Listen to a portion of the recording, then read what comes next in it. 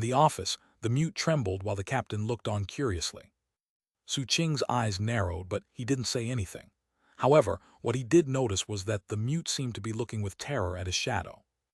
As Su Qing stared at him, the mute trembled, clenching his fists tightly as beads of sweat popped out all over him.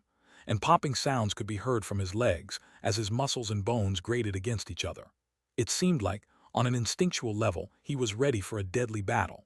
As the moments ticked by, it seemed like he was undergoing unimaginable torment. Eventually, Su Qing looked away, clasped hands respectfully to the captain, and then turned to leave. As he walked toward the door, the mute's terror seemed to grow, yet he didn't dare to back up. It was similar to how Su Qing acted in the forbidden regions when he encountered a Gru. As Su Qing passed, the mute's terror reached a fever pitch. His mind screamed at him, and spittle appeared at the corners of his mouth. He was literally shaking. Su Qing frowned. He wasn't unleashing any pressure or revealing any killing intent. After looking deeply at the young man one more time, he walked out of the room. After Su Qing was gone, the mute's terror finally subsided. He stopped trembling, and his facial expression returned to normal, leaving behind only a few traces of lingering fear. Clearly, he didn't dare to look over his shoulder at Su Qing. Seeing all this, the captain's eyes glittered with curiosity. Munching an apple, he walked over to the mute, circled around him a few times, then handed him an apple. "You know him?" The mute shook his head. "You don't know him, then why are you so afraid of him?" The mute had been in the Violent Crimes Division for about half a month. Similar to Su Qing early on, he had killed a lot of criminals from the bounty list. He was like a wild dog, incredibly vicious, a person who looked at everyone with hostility and caution. In fact, this was the first time the captain had ever seen him look so afraid. The mute heard the captain's question, but he kept his mouth shut. However, that only got the captain more interested in finding out the explanation for all this. Seemingly forgetting about the apple he was eating, his eyes glittered as he suddenly unleashed a shocking, murderous aura. As it spread out, it locked down on the mute. Upon sensing it, the mute tensed. He turned a bit pale and even trembled. However, there was no terror in his eyes, only an unbending strength. The captain retracted his killing intent and sighed. "If you tell me why you're so scared of him, I'll go talk to the director and have him promote you early. How about that?" The mute didn't say a single word. "Right, I forgot you can't talk. How about you write it down?" The mute looked at him with a determined expression and shook his head. It seemed he would prefer dying to answering the captain's question. At that point, the captain gave up. Waving the mute away, he squatted back onto his chair and started eating his apple again. \\\\. A short distance away from the Violent Crimes Division, Su Qing looked over his shoulder in the direction of the Celestial Bureau, then glanced down at his shadow. There was no question about it. The mute young man had been afraid of his shadow. Could he sense it? His eyes turned cold. Looking away from his shadow, he thought about what the captain had said about owing him spirit stones. Su Qing took out his bamboo slip, found the captain's name, and scratched out the question mark behind it. He had already scratched out Patriarch Golden Vajra Warrior as well as the young merman. The innkeeper was still there. As for the captain, he had a few scratched out and crossed off question marks after his name. Su Qing looked at them, then went a third highness name and added a question mark. Finally, he put the bamboo slip away and headed toward a medicine shop. He didn't go to the shop he usually frequented. Instead, he went to a much larger shop that he knew sold Foundation establishment pills. The prices were outrageous. Su Qing was quite wealthy now, but even he sighed in disappointment when he saw how expensive they were. 100,000 spirit stones. He quietly walked back to his berth. Although his cultivation base and battle prowess had reached a shocking level, he was as cautious as ever. Before taking out his Dharma boat, he inspected the entire area carefully. After ensuring there was nothing suspicious, he took out the Dharma boat, stepped aboard, and activated the defenses. Then he entered the little medicinal plant laboratory he had set up and sat down cross-legged. A moment later, violet light spilled from his chest. Without hesitation, he directed the power of the violet crystal to suppress his shadow. After exerting pressure 3 times, he stopped his efforts. That was his usual practice. He wasn't sure what exactly his shadow was now, but that wasn't important. To play it safe, he would keep his shadow suppressed. Having accomplished that, Su Qing started concocting poison. The 7th Peak's Grand Competition. As he concocted, he thought about the competition. His cultivation base was in the great circle of qi condensation, and though he knew he could continue to cultivate the sea-forming scripture, he also knew that he should start collecting the items he would need to break through to Foundation establishment. He didn't know a lot about Foundation establishment, but he did know that having Foundation establishment pills would increase the chances of success when attempting the breakthrough. And having one pill wasn't enough. The sect had records with information about Foundation establishment, but they weren't public. You needed to spend a huge amount of merit points to gain access. If you didn't get that information from the sect, you would have to buy it from someone else. After thinking about it for a while, he decided that he should pick a good time to wake up Patriarch Golden Vajra Warrior and ask some questions. Foundation establishment pills are just too expensive. I definitely can't afford to buy them. I guess that means I'll have to go win some in the grand competition. Having made his decision, and considering evening was falling, he finished his poison concocting and started working on his cultivation. Outside, the setting sun spread a saffron gauze out over the port. The structures in the port district looked like parts of an ink painting, and the clouds in the sky were bright red. That evening light, a beautiful young woman appeared, clad in a pale violet Taoist robe, her hair in a ponytail. She had an ancient bronze sword strapped to her back as she walked in the direction of Harbor 79. She was slim and pretty, and her ponytail and ancient sword made her seem valiant and heroic.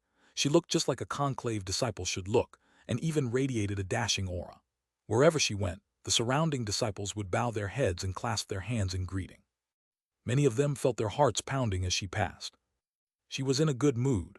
Whenever disciples offered greetings, she would nod back in acknowledgement. Eventually, she reached Harbor 79, where she stopped for a moment, her face flushed and her heart racing a bit.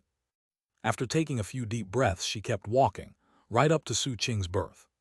When she saw the familiar Dharma boat there, memories came flooding back. Raising her voice, she said, "Junior brother Su Qing, are you around?" Harbor 79 wasn't usually a very loud and bustling place. People didn't come around very often, and therefore, someone with a pale violet Taoist robe would stand out a lot. As a result, this young girl had already captured a lot of attention, and when the disciples realized she had come to Su Qing's Dharma boat, their eyes went wide. The fading light of the setting sun shone down on her, her long hair streaming behind her in the breeze and her Taoist robe rippling around her curvaceous form. It was hard to say if her face was naturally flushed in this moment, or if it was the sunlight shining on her. Either way, her eyes seemed to flash with liveliness and spirit. "That's Conclave Disciple Elder Sister Ding Zhu. What is she doing over here? Is she here for Elder Brother Su Qing? AI, if only she'd come here looking for me." As the surrounding disciples looked on jealously, Su Qing sat in his Dharma boat cross-legged. When he heard her voice, he frowned slightly, then walked out and saw her standing on the shore. "Elder Sister Ding," he said by way of greeting. Truth be told, he didn't like it when people interrupted his cultivation. "Junior brother Su Qing, I returned to the sect recently, but when I came to visit, you weren't here. I'm sorry to inconvenience you by showing up unexpectedly, but I have a lot of questions about plants and vegetation. Could you help me out a bit?"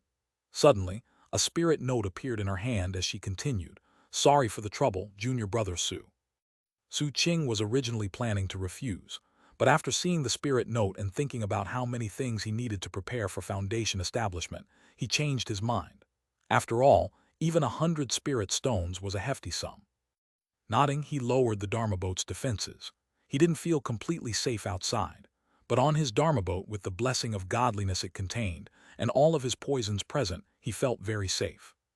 Ding Zhu seemed very pleased to see him open the defenses. Stepping aboard gracefully, she walked over to him. She smiled.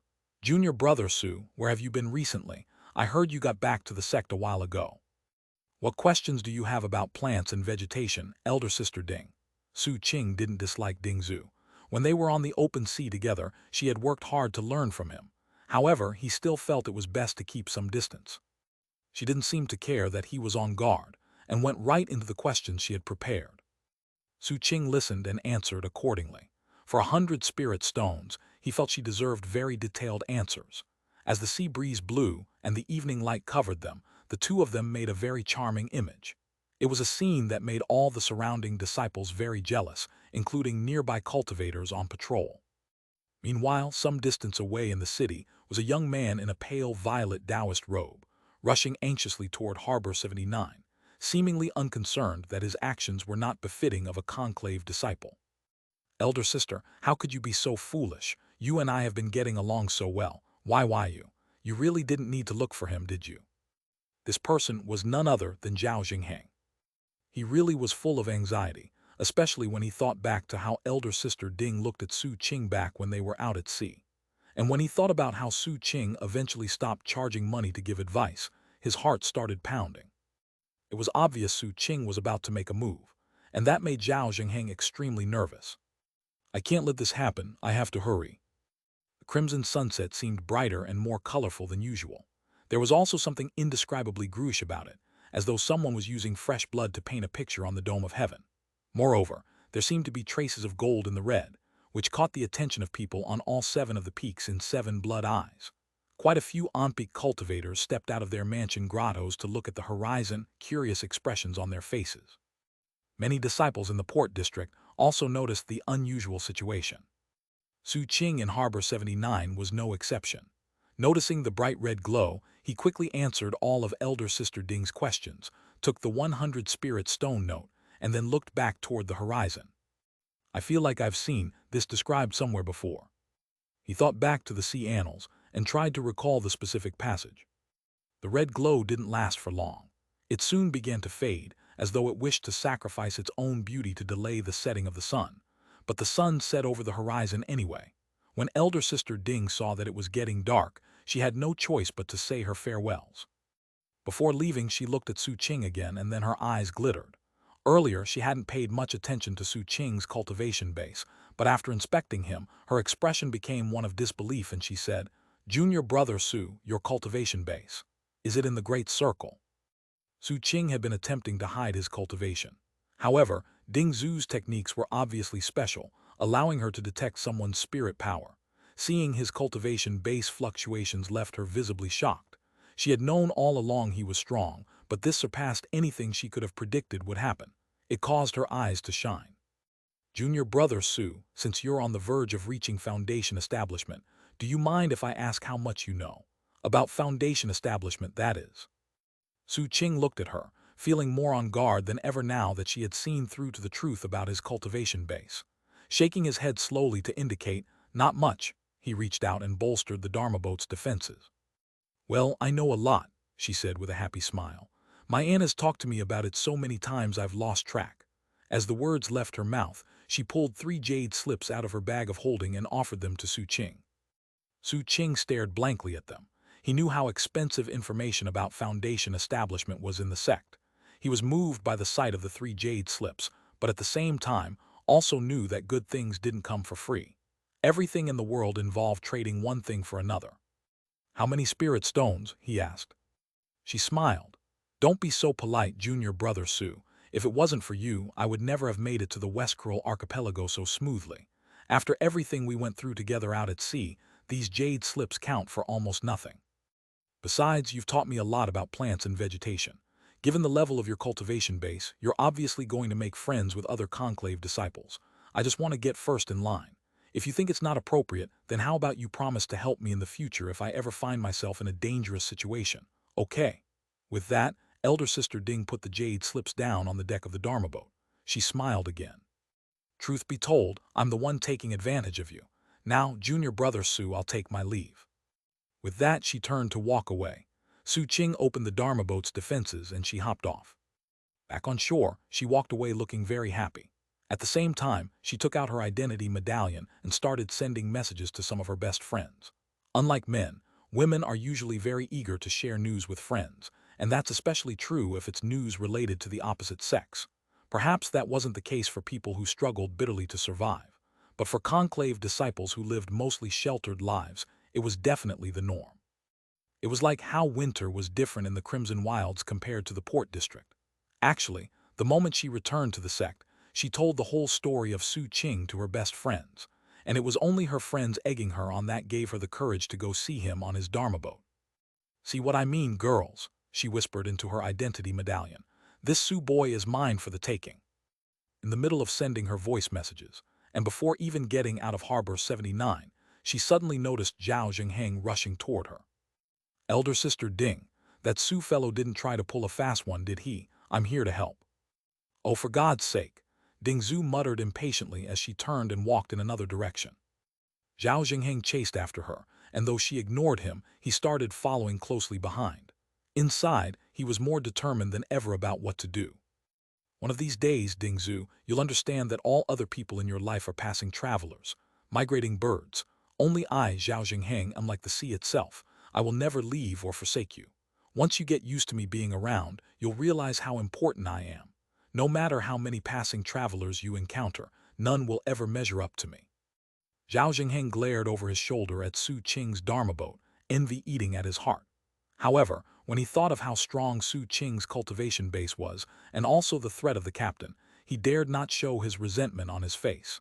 He could only grit his teeth and endure the torment. What does he have other than a pretty face? Compared to my endurance and companionship, he's got nothing. Everything will become clear with time. As Zhao Jingheng's emotions stirred, the red glow in the sky disappeared completely. Darkness spread out over the sea, and as it did, something unusual happened. Countless gorgeous points of light appeared on the surface of the water outside the port, illuminating the sky and attracting attention throughout 7 blood eyes. An uproar began to build as numerous figures stepped out onto the Dharma boats, and people gathered on the shores to watch. The points of light transformed into streams, swirling through the water at high speed, forming together into densely packed groups. Before long, the surface of the water was covered with them. It almost looked like entire rivers of shooting stars. Then, the countless glittering streams of light passed the main gate of the port and started flowing into the various harbors. It caused widespread shock among the 7 blood eyes cultivators, and as for Su Qing, he stood on his Dharma boat watching, his eyes shining. He could see that, within each stream of light was a palm-sized creature that resembled a snail or conch. They possessed the natural ability to emit light, which was causing the beautiful scene. Chrysanthemum mollusks. At this point, Su Qing recalled the description from the sea annals, and his eyes lit up. Although the sea annals didn't go into a lot of details about chrysanthemum mollusks, there was a description of a bright red sunset with tinges of gold. After such a sunset, the chrysanthemum mollusks would appear. There wasn't much detail beyond that, other than a note that the mollusks weren't dangerous. However, the medicinal codex Grandmaster Bai had left him contained more detailed information about them. They were a very precious medicinal ingredient from the sea, and they were especially effective as a harmonizing agent used to reduce the explosive effects of other medicines. Around this time, elder sister Ding and Zhao Jingheng, who were still in Harbor 79, also noticed what was happening. Elder sister Ding seemed entranced. Off to the side, Zhao Jingheng was talking nonstop, and seeing Su Qing not very far off, he made sure to talk very loudly. Do you know what those are, elder sister? They're chrysanthemum mollusks, also called star snails. Occasionally, when there's a bright red sunset, they'll float up to the surface. They're completely useless as all they do is glow. They look pretty but don't do much else. Su Qing's expression was the same as ever, and he didn't feel the need to waste time correcting Zhao Jingheng. In fact, he didn't pay him much attention at all. Instead, he stood at the prow of his Dharma boat and looked at the surface of the water. Beneath the rolling waves, the chrysanthemum mollusks glittered brightly as they intertwined with one another. Some moved along as if in unison, others moved in a completely chaotic fashion. Those moving in unison stuck close together. Those moving in chaos would collide with the others, then move off in another direction, as if they were looking for something. It was the latter that interested Su Qing. Thinking back to some of the things Grandmaster Bai had taught him, he kept his eyes on the chaotic chrysanthemum mollusks and waited for the right opportunity. Not all chrysanthemum mollusks made good medicinal ingredients. Instead, you needed to wait to identify a male mollusk that couldn't find a suitable mate. Because of certain aberrations in such mollusks, they were the type that could be considered medicinal minerals useful for cultivation. Zhao Jingheng seemed very pleased with himself when Su Qing didn't say anything in response to him. Chin jutting out arrogantly, he said, "Sect records indicate these things are useless. The show will be over shortly." Elder sister Ding seemed annoyed with Zhao Jingheng as she coolly said, "It's good enough that they can glow. They don't keep their gorgeous light to themselves. They illuminate others as well. That's a lot better than being pitch black." Zhao Jingheng's eyebrows shot up, and he was about to say something further when, out of nowhere, Su Qing, who had been completely ignoring them up to this point, suddenly shoved his hand in the direction of the water and made a grasping gesture. The water vapor in the area instantly turned into water droplets, which then converged into the shape of a hand. Moving with shocking vigor, the hand dropped into the water toward the countless chrysanthemum mollusks. A moment later, the hand returned to Su Qing, then vanished. The chrysanthemum mollusk that it held then dropped into Su Qing's palm. The creature's spiral shell was covered with natural striations that resembled a chrysanthemum flower, and though its shell had been glowing, that light was starting to fade. Just before it went completely dark, a stream of frigid coldness shot from Su Qing's hand and spread out over the chrysanthemum mollusk, turning it into a block of ice. Once frozen, it continued to glow faintly. Grinning, Su Qing put the block of ice away and then looked back at the water. Around the same time, there were 7 or 8 other people in different parts of Harbor 79 who, similar to Su Qing, knew the value of chrysanthemum mollusks and were using various means to capture them. It was the same in the other harbors. In fact, it was possible to see figures flying down from the mountain peaks to do the same. That was especially true of the second peak. It was like a huge slap in the face to Zhao Jingheng, who had just called the chrysanthemum mollusks useless. He could only look around, dazed and wondering what was going on. Seeing what was happening, elder sister Ding curiously went back toward Su Qing's Dharma boat. Junior brother Su, why are there so many people trying to capture these chrysanthemum mollusks? Being used to Su Qing's personality, she pulled out a spirit note and offered it to him. Su Qing didn't take the spirit note, yet still answered her question. In the moment before a male chrysanthemum mollusk dies, it transforms into a rare medicinal ingredient that can be very helpful for cultivation. Then, thinking about the jade slips she had given him with information about Foundation establishment, he went into a more detailed description. Chrysanthemum mollusks, also known as star snails or snake mollusks, are mutated soft-bodied cephalopods and can be categorized as invertebrates. Their name comes from the chrysanthemum-like striations on their shells. Active year-round, they prefer living in rocks and crevices on the deep sea floor. They become active during breeding season. Whenever they appear in the open sea, it causes golden-tinged red clouds to appear. Though they're distributed throughout the Forbidden Sea around South Phoenix, their breeding season times are indeterminate, and they're difficult to track. Because of that, they're rarely seen close to land. They're effective in converting mutagen into spirit power. Further, by using them to treat the 5 stranguaries and white urinary discharge, they can complement spirit power in producing the transformations of the tides.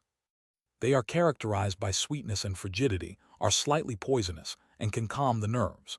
By using yin-yang polarity techniques on them, and by extracting their hemosyl fluids, you can concoct spirit-ascending pills. Most modern medicinal theories treat chrysanthemum mollusks as parasite hosts. By using special methods to extract their spirit, their shells can be used as natural pill furnaces to produce high-quality pills. At the same time, using them as part of harmonizing techniques can suppress violent medicinal effects in other ingredients. As he explained all this, Su Qing continued to stay focused on the water and capture more chrysanthemum mollusks. Elder sister Ding didn't understand everything he was saying, but she was extremely impressed nonetheless. Her eyes brightening, she asked, "Why do they glow?" Because, during the breeding season when they come to the surface, the males want to attract females, so they emit a bright light. The females emit light for a similar reason. After finding a potential mate, if their lights shine in harmony, then they're a successful match. But if the male's light can't remain in harmony with the female's, then the male is rejected. If a male can't find a suitable partner, his light will fade and he will die.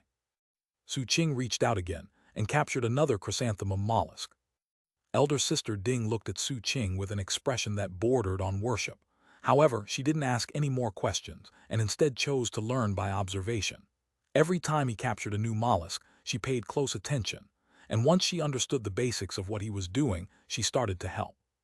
Su Qing didn't need help and, in fact, felt that she was actually making things a bit harder. But given the jade slips, he didn't say anything.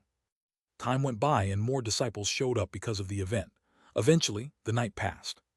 By the time the light of dawn appeared, the chrysanthemum mollusks which had successfully found mates made their way off in the distance to return to the seafloor. The only ones that remained behind were the floating bodies of the dead males who hadn't been captured. As the sky grew bright, they disintegrated and became part of the sea again. Elder sister Ding seemed very happy after the night of hard work. Finally, she said goodbye. Zhao Jingheng followed her, looking very depressed. His eyes still shone with a bit of hope. "You just watch, Ding Zhu. You'll appreciate me sooner or later." Su Qing made out well that night. He acquired over 700 chrysanthemum mollusks. When he examined the collection of mollusks in ice blocks in his bag of holding, he could think of at least 6 or 7 ways to use them in poisons, and each one would be very formidable. And then I have my ghost-longing horseshoe crabs.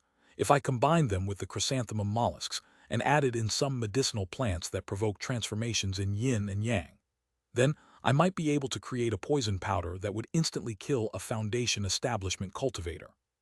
After more thought, he realized he was probably being too optimistic. Thinking back to his fight with Patriarch Golden Vajra Warrior, he remembered how well the man resisted poison, and that was probably typical for Foundation establishment cultivators. What was more, that combination would probably be a strong attracting agent to wild beasts. That said, the presence of the chrysanthemum mollusk could have a harmonizing effect on the attractant. I need to make more powerful poisons. Eyes glittering, he decided that he needed to find another opportunity to go out to sea and do some experimenting with the Tao of poison. With such thoughts on his mind, he looked away from his bag of holding and produced the 3 jade slips Ding Zhu had given him. Sending some spirit power into one of them, he started studying the contents.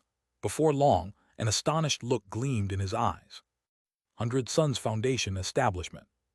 Looking thoughtful, he studied the second jade slip, and thus an entire day passed. It was evening of the following day when he finished the contents of the third jade slip. Putting it down, he rubbed the bridge of his nose.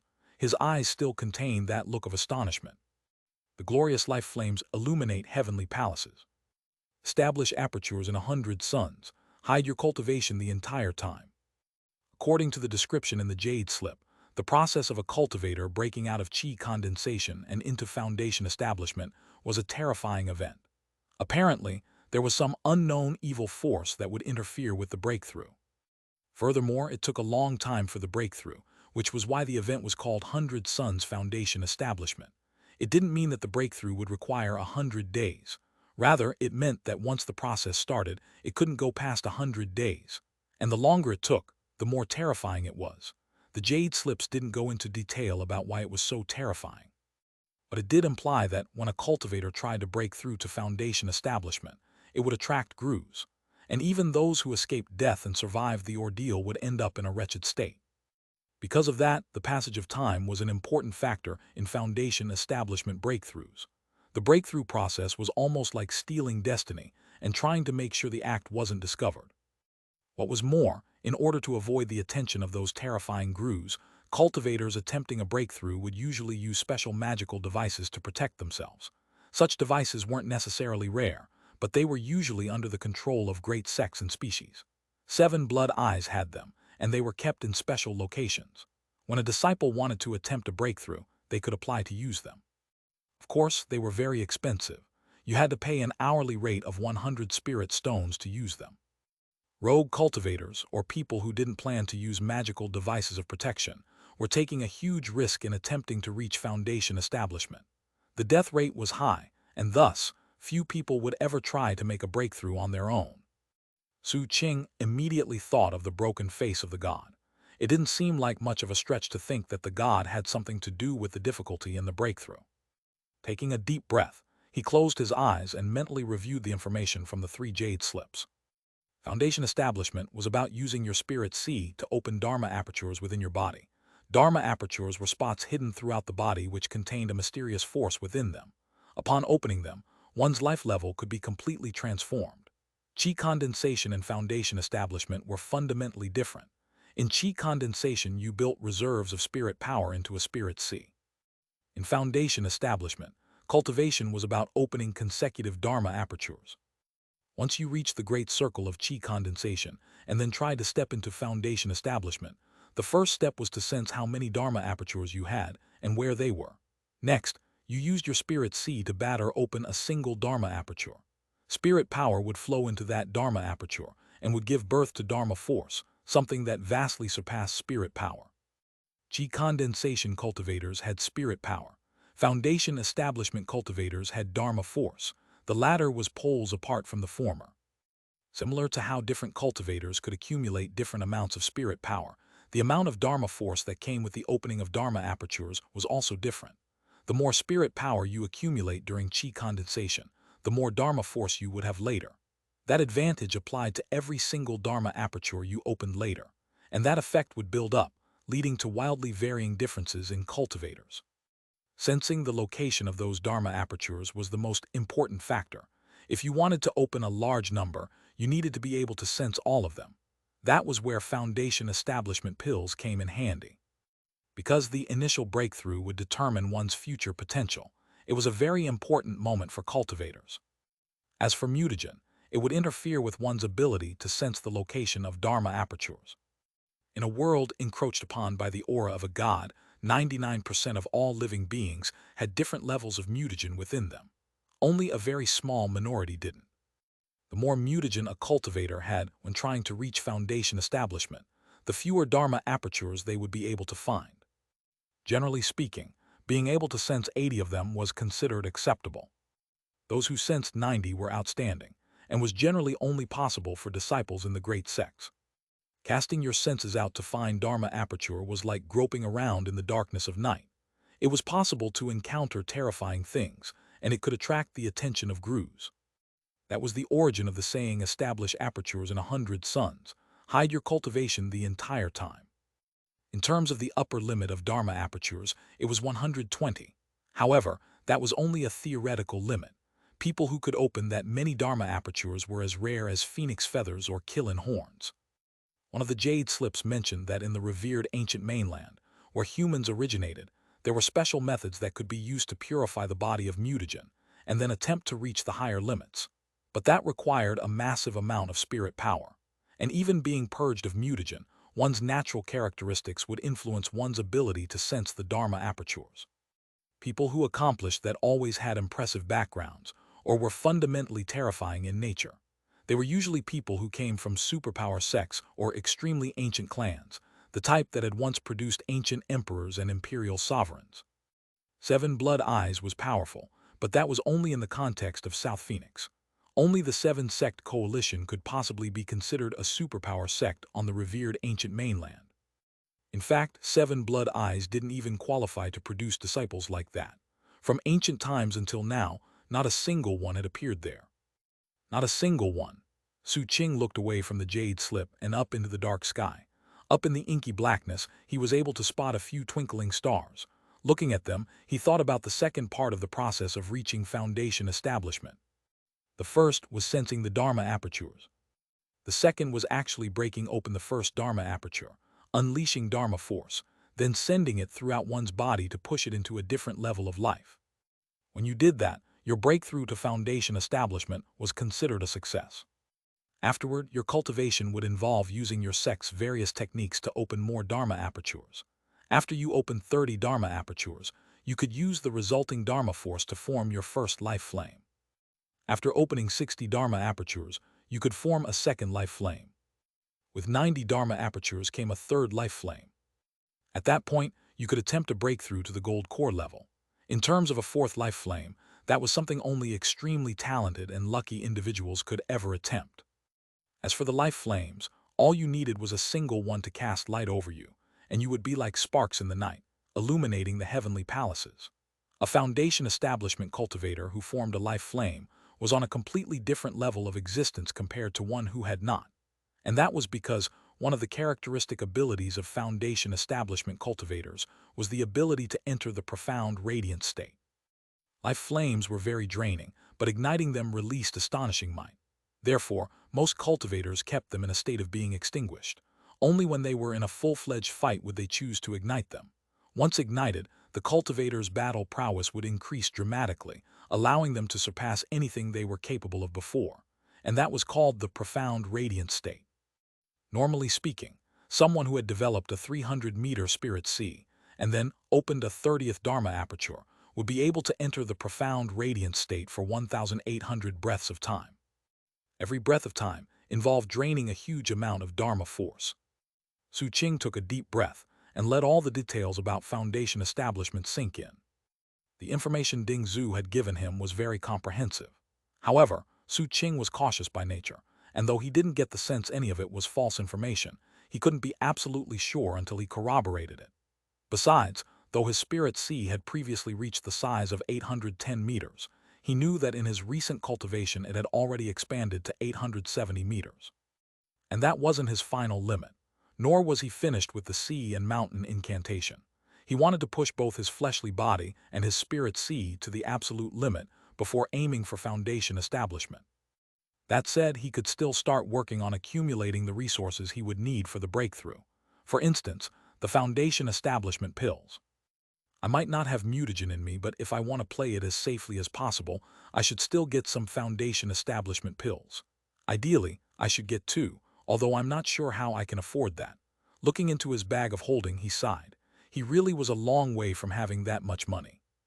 I'll also have to rent a safe place, and that's also ridiculously expensive. The Jade slip says 7 Blood Eyes disciples can get loans to cover the cost. Once you reach Foundation establishment, you'll have 3 years to pay it back in principal and interest, but I would still have to provide the pills. He really didn't like the idea of paying interest. After all, his payments would work out to about 50% interest. At 5,000 spirit stones per month for 3 years, that's 180,000 spirit stones. The rent for 100 days would be 200,000. No, it's not worth it. He had to sigh at the realization of how difficult it was to reach Foundation establishment. Now he realized what the captain had been talking about. This was why so many disciples kept their cultivation base low and were setting their sights on the grand tournament. And it seemed he was in the same position and was now really starting to look forward to the tournament. After some more thought, he took a deep breath, closed his eyes, and started working on his cultivation. The next morning at dawn, as Su Qing was still hard at work on his cultivation, he shivered and opened his eyes. Walking out to the deck of his ship, he looked up into the sky, his cultivation base pulsing with spirit power. Almost at the same moment that he looked up, he saw a bright beam of light flying through the air in his direction. The person in the air didn't seem like he planned to stop, as if he intended to go right through the Dharma boat's defenses and land on the deck. But after seeing Su Qing step out, he made an exclamation of surprise and came to a stop in the air above the boat. It was a young cultivator in a dark violet Taoist robe. He was obviously in Foundation establishment and looked with open surprise at Su Qing standing there. "Well met, Honor Guard Li," Su Qing said. Of course, his guard was up and he was scrambling to think of the reason why Honor Guard Li had come. After all, this was the same person who had come to take Zhao Jingheng away to see Elder Zhao, and he was also known as one of Elder Zhao's favorites. "Well, isn't this a surprise?" Honor Guard Li said with a smile.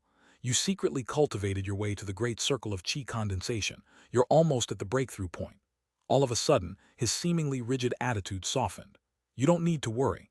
Elder Zhao just sent me here because he wants to ask you some questions about that giant pulling the dragon chariot. That's all." Honor Guard Li recognized the look of vigilance on Su Qing's face. Honor Guard Li wasn't a conclave disciple who had reached Foundation establishment. Rather, he was an ordinary off-peak disciple who killed his way to the top. Normally speaking, he wouldn't treat a disciple the way he was treating Su Qing. But now that he realized Su Qing was on the verge of reaching Foundation establishment, things were different. The giant pulling the dragon chariot. It took a moment for Su Qing to realize what Honor Guard Li was talking about. After going out to sea and returning, Su Qing had indeed gone to the Hall of Sea Annals to submit a report about seeing a giant pulling a chariot at the sea floor. Shortly after, he left for the Crimson Wilds. Now he was back. On the one hand, it made sense that someone would want to talk to him about that chariot, but on the other hand, it didn't make sense. What made sense was that some time had passed. What didn't make sense was that such an important individual would want to talk to him in person. If this invitation was genuine, then Su Qing could only guess that the giant and the dragon chariot were very important, and thus the matter had been escalated to Elder Zhao. Of course, refusing the invitation wasn't an option. With a silent nod, Su Qing put away his Dharma boat, stepped onto the shore, and looked up at Honor Guard Li. The Honor Guard looked back at him with an enigmatic smile. "I suggest you don't keep the elder waiting," he said. "We're going up the peak. Given the level of your cultivation base, you surely have some flight talismans on hand. Do I need to carry you up, or can you follow on your own?" With a nod, Su Qing took out a flight talisman, put it on his thigh, and flew up into the air. Honor Guard Li smiled again, then turned into a beam of light that shot toward the 7th peak. Su Qing followed. As they got closer, Su Qing thought about how this was actually his second time coming to the 7th peak. The first time was when he joined the sect. He still remembered something that the round-faced cultivator had said. "This could well be the only time you ever go up the mountain." Up to this point, that cultivator had been right. After all, not everyone had real hope of reaching Foundation establishment. Even now, Su Qing was trying to figure out how to get all the resources he needed. As the seventh peak grew more and more clear in Su Qing's eyes, he was able to make out the verdant vegetation that covered the mountain, as well as a path that wound from the foot of the mountain to the peak. Many side paths branched off from it, leading to all sorts of palaces, halls, and other buildings. There were also public squares in different places on the mountain, as well as mansion grottos. As they flew past various buildings, Su Qing spotted the location where he'd received his Taoist robe and Dharma boat. Then he noticed a magnificent hall at the very top of the mountain. It was constructed in a very imposing manner, with white spirit tiles. It was richly ornamented, with carvings of fantastic beasts that were so lifelike they looked like they might fly into the air at any moment. In front of the entrance of the hall were two stone statues that radiated awe-inspiring might. The hall's doors were opened, yet for some reason the interior wasn't visible to Su Qing. Everything inside looked blurry. Honor Guard Li landed in front of the hall, and Su Qing landed next to him a moment later. Instantly, a sense of intense danger filled Su Qing from head to toe. There were spell formation fluctuations in the area that he could sense were capable of crushing him to a paste in the blink of an eye. But what was more terrifying came from the hall itself. It felt like there was some astonishingly terrible beast inside of it, exuding an aura that could shake one's soul with the force of a tempest. Honor Guard Li looked very respectful as he bowed his head and said, "Elder, Su Qing has come." "Come in," a hoarse voice responded from within the hall. To Su Qing, that voice sounded like thunder, and he gasped softly for breath as an immense pressure weighed down on his heart and mind. It was a struggle for him to stay on his feet as he bowed his head and clasped his hands in front of him. Then he started walking forward, one step at a time, working hard to stay steady. With every step he took, beads of sweat popped out on his forehead. The astonishing grandeur inside that hall made his mind spin as he got closer. All of his muscles trembled and twitched. However, he got no sense of maliciousness from whoever was in the hall. The pressure and might were released naturally, and therefore, given Su Qing's body refinement level and cultivation base, he was able to proceed into the hall. Once inside, he realized why the interior of the hall had seemed blurry to him. It was because everything inside of it was twisted and distorted. The chairs, the pillars, and even the walls all looked like they were swaying constantly, and all of the distortions led to one spot, an old man sitting on a throne at the far end of the hall. Su Qing couldn't see his face clearly, but he did see that the old man wore a violet Taoist robe and had white hair. The ripples and distortions radiated out from the man, apparently the result of some invisible force within him. Fighting back against the vertigo he felt, Su Qing inclined his head, clasped hands, and bowed. "Greetings, Elder. Tell me the details of the golden crow dragon chariot that you saw." Though the old man spoke calmly, his words became like echoing booms inside Su Qing's mind. Su Qing took a deep breath. There wasn't really anything about the incident that he could hide. Since it was a single chance encounter, he'd chosen to report it, and in response to the elder's command, he recounted all of the details. Elder Zhao didn't interrupt to ask any questions. When Su Qing was finished, silence filled the hall. He just stood there enduring the pressure. After a very long moment passed, Elder Zhao spoke again, his voice devoid of any sort of emotion. "You missed out on a destined opportunity." Su Qing stood there quietly. "But that also saved your life." Su Qing hesitated for a moment. Then, struggling with vertigo, he clasped his hands and said, "Elder, might I ask, what was that dragon chariot?" More silence filled the hall for a moment. Then the elder said, "Since you saw it, I guess there's no harm in explaining. That was the sun's imperial carriage." The words caused Su Qing to reel even more than he already was. Inside the bronze dragon chariot is inscribed a secret magic known as Golden Crow refines myriad spirits. From ancient times until now, it stands as one of the very rare imperial-class secret magics. Very few people have ever seen the sun's imperial carriage, and even fewer people encounter the carriage and then have the opportunity to see that secret magic, and even rarer are people who can learn the secret magic. At this point, a tinge of emotion could be heard in the old man's voice, as if he were sighing with sorrow or regret. Secret magic. In Su Qing's mind, he thought back to that giant and the dragon chariot. "That's why I say you missed out on a destined opportunity. Luck was not with you, but things like that can't be forced." Only one person has ever learned some of that secret magic. It was the exalted president of the Seven-Sect Coalition, which oversees 7 blood eyes. When he was young, he caught a glimpse of the interior of the dragon chariot and thus picked up a fragment of the secret magic. After that, the dragon chariot disappeared into the depths of the sea. Now, 100 years later, it seems to be looking for someone else connected to it by destiny. When another person gains enlightenment of the secret magic it carries, it will again disappear into the depths of the sea and wait for another period of time before awakening. Su Qing felt deeply shaken by all this information. It was obvious this matter was a secret that couldn't be revealed to other offbeat disciples. I'm telling you all of this because we can't put such information into the Hall of Sea Annals, and therefore are not able to give you a reward of spirit stones. As such, the knowledge itself will be your reward. It seems your cultivation base is on the verge of a breakthrough. The Seventh Peak's grand competition is coming up. Do your best. As the old man's words echoed in the hall, a stream of power wrapped around Su Qing and removed him from the hall. Once outside, everything on the interior again seemed blurry to him. Hands clasped, he bowed deeply in the direction of the hall. He was now covered in cold sweat. Though he had only been inside the hall for a short time, the immense pressure had been difficult to endure. Elder Zhao reminded Su Qing of some of the beasts he had seen in the forbidden regions in the past, except vastly stronger and far more terrifying. Honor Guard Li was waiting outside. Upon seeing Su Qing emerge, he smiled. "I'll escort you down," he said. With that, he flew into the air. Su Qing took a deep breath and followed him. As he flew, the wind blew, drying his sweat. However, it couldn't remove the memory of the terrifying feeling of being in Elder Zhao's presence. Looking back at Su Qing, Honor Guard Li said, "Elder Zhao isn't an ordinary on-peak elder. Of the 13 elders on the 7th peak, he ranks 3rd. By the way, I heard Jingheng mention you. Jingheng is, well, as the elder himself has said, he's an idiot, but he has a good heart." At this point, they were beyond the 7th peak. Leaving those words with Su Qing, Honor Guard Li turned and went back to the mountain. Su Qing watched him go, then entered the city. He knew exactly what was meant by the final words. They were a warning that, regardless of what friction existed, he shouldn't try to kill Zhao Jingheng. Su Qing hadn't even been considering that anyway. Zhao Jingheng has a good grandpa. Also, the grand competition is almost here, isn't it? As he walked through the city, he thought back to what he'd felt in the presence of Elder Zhao's might. And then he thought about the formation crossbow he'd acquired from Patriarch Golden Vajra Warrior, and he decided to head toward the transportation division.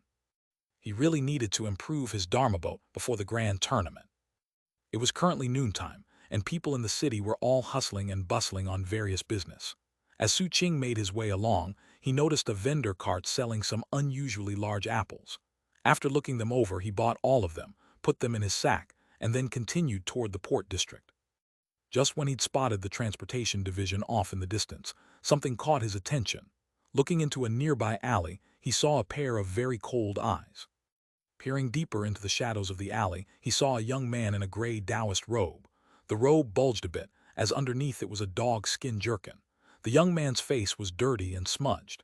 He was none other than the mute from the Violent Crimes Division. It seemed like he'd been waiting in this spot for a while. After seeing Su Qing, he suddenly pulled a corpse out from behind him. After putting it down in front of Su Qing, he plastered an ingratiating smile onto his face, then backed away into the alley and disappeared. Su Qing frowned, then looked down at the corpse. It was a criminal from the bounty list. The head was intact, but there were wounds covering the rest of the body. They looked like bite marks, as if the man had been ripped to shreds by a wild animal. Su Qing wasn't stingy about spending spirit stones on his cultivation, but when it came to daily expenses, he was frugal. In the past, even when he had a sudden windfall, he would still have a breakfast of a couple eggs. Because of that, he was very familiar with the bounty list, and though the list was updated frequently, he was still able to keep all the details fresh in mind. Spirit stones were spirit stones, and if you got lucky, there might be good loot to be had in a criminal's bag of holding. As such, he immediately recognized this dead criminal. He was a member of some pirate organization, and his head was worth 15 spirit stones. Nowadays, that wasn't many spirit stones as far as Su Qing was concerned, but he could only imagine that, to the mute, it was a fortune, and the mute had simply handed the body over. Su Qing's eyes narrowed as he looked at the spot where the mute had disappeared. It was obvious the young man had been waiting here on purpose, to deliver a wanted criminal to Su Qing as a gift. Is it a trap? Ignoring the corpse, he continued on his way down the street, eventually disappearing around a street corner.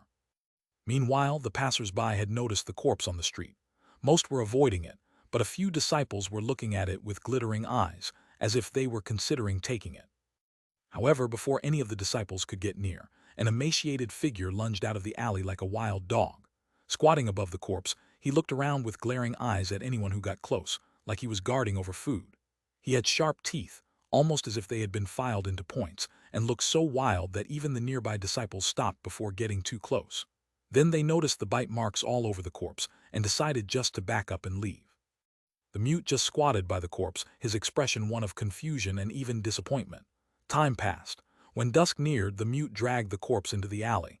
Eventually, he reached a small hut. This was where he lived, not on a Dharma boat. A hut was a lot cheaper than a berth. Upon nearing, he didn't immediately enter. Instead, he went around the back where he pushed open some bricks to reveal a hole in the wall. Squeezing through the hole, he entered the hut. Once inside, he breathed a sigh of relief. From this position, he could see both the window and the door. After a moment, he looked down at the corpse, and his expression once again became one of dismay. After some more hesitation, he patted down the corpse. Apparently, he hadn't searched it before. This time, he found the criminal's sack, opened it, and to his surprise, found 3 spirit stones. Gripping them tightly, he looked around with vigilance, then put them away. To date, he had managed to save up 77 spirit stones. After counting them, he looked just as dismayed as before. Some time passed, then he pulled out a rough stone that he used to file his teeth into even sharper points. Right now, he was only in the 3rd level of chi condensation, so he had no way of detecting Su Qing standing outside the small hut, coldly assessing his every action. Su Qing was cautious by nature, so despite having a higher cultivation base than the mute, he was still being very careful. Based on what Su Qing was seeing, he'd come to the conclusion that the mute really had been waiting there in the alley to give him a gift. However, there was something else going on. In the brutal and chaotic world they lived in, anything could happen. So instead of just accepting the gift, he had secretly followed the mute to try to decide what to do next. Is he trying to curry favor after being so terrified of me the day we met? Narrowing his eyes, he pushed open the door and walked into the hut. The instant he entered, the mute bared his teeth and bristled as if he might explode into action. But then he saw Su Qing, and he trembled, his eyes filling with terror as he remained rooted in place. "What do you see?" Su Qing asked, tossing a jade slip to the mute. The mute caught it, trembling. Because of the moonlight, Su Qing's shadow stretched into the hut, coming very close to the mute's position. The captain had asked the same thing, but the mute seemed to prefer death rather than answering. Right now, though, it was without the slightest hesitation that he imprinted some words on the jade slip and cautiously handed it back to Su Qing. Su Qing took it and sent some spirit power inside to check the contents. When he did, his expression flickered. Eyes shining coldly, he looked at the mute, then took out 8 spirit stones and handed them over. Turning, he left. 77 spirit stones, plus 15, plus 8 equaled 100, and that was exactly enough to buy a Dharma boat. Su Qing walked back to his berth, the jade slip gripped tightly in his hand the entire way. Once on his Dharma boat, he crushed the jade slip, turning it into ashes. Then he entered the cabin, closed his eyes, and started working on his cultivation. The night passed. The next morning at dawn, Su Qing went to find Xianxia. It wasn't hard for Xianxia to install the formation crossbow. It would now be Su Qing's 2nd most powerful trump card, just after the godliness attack. "The crossbow is a real beauty," Xianxia said.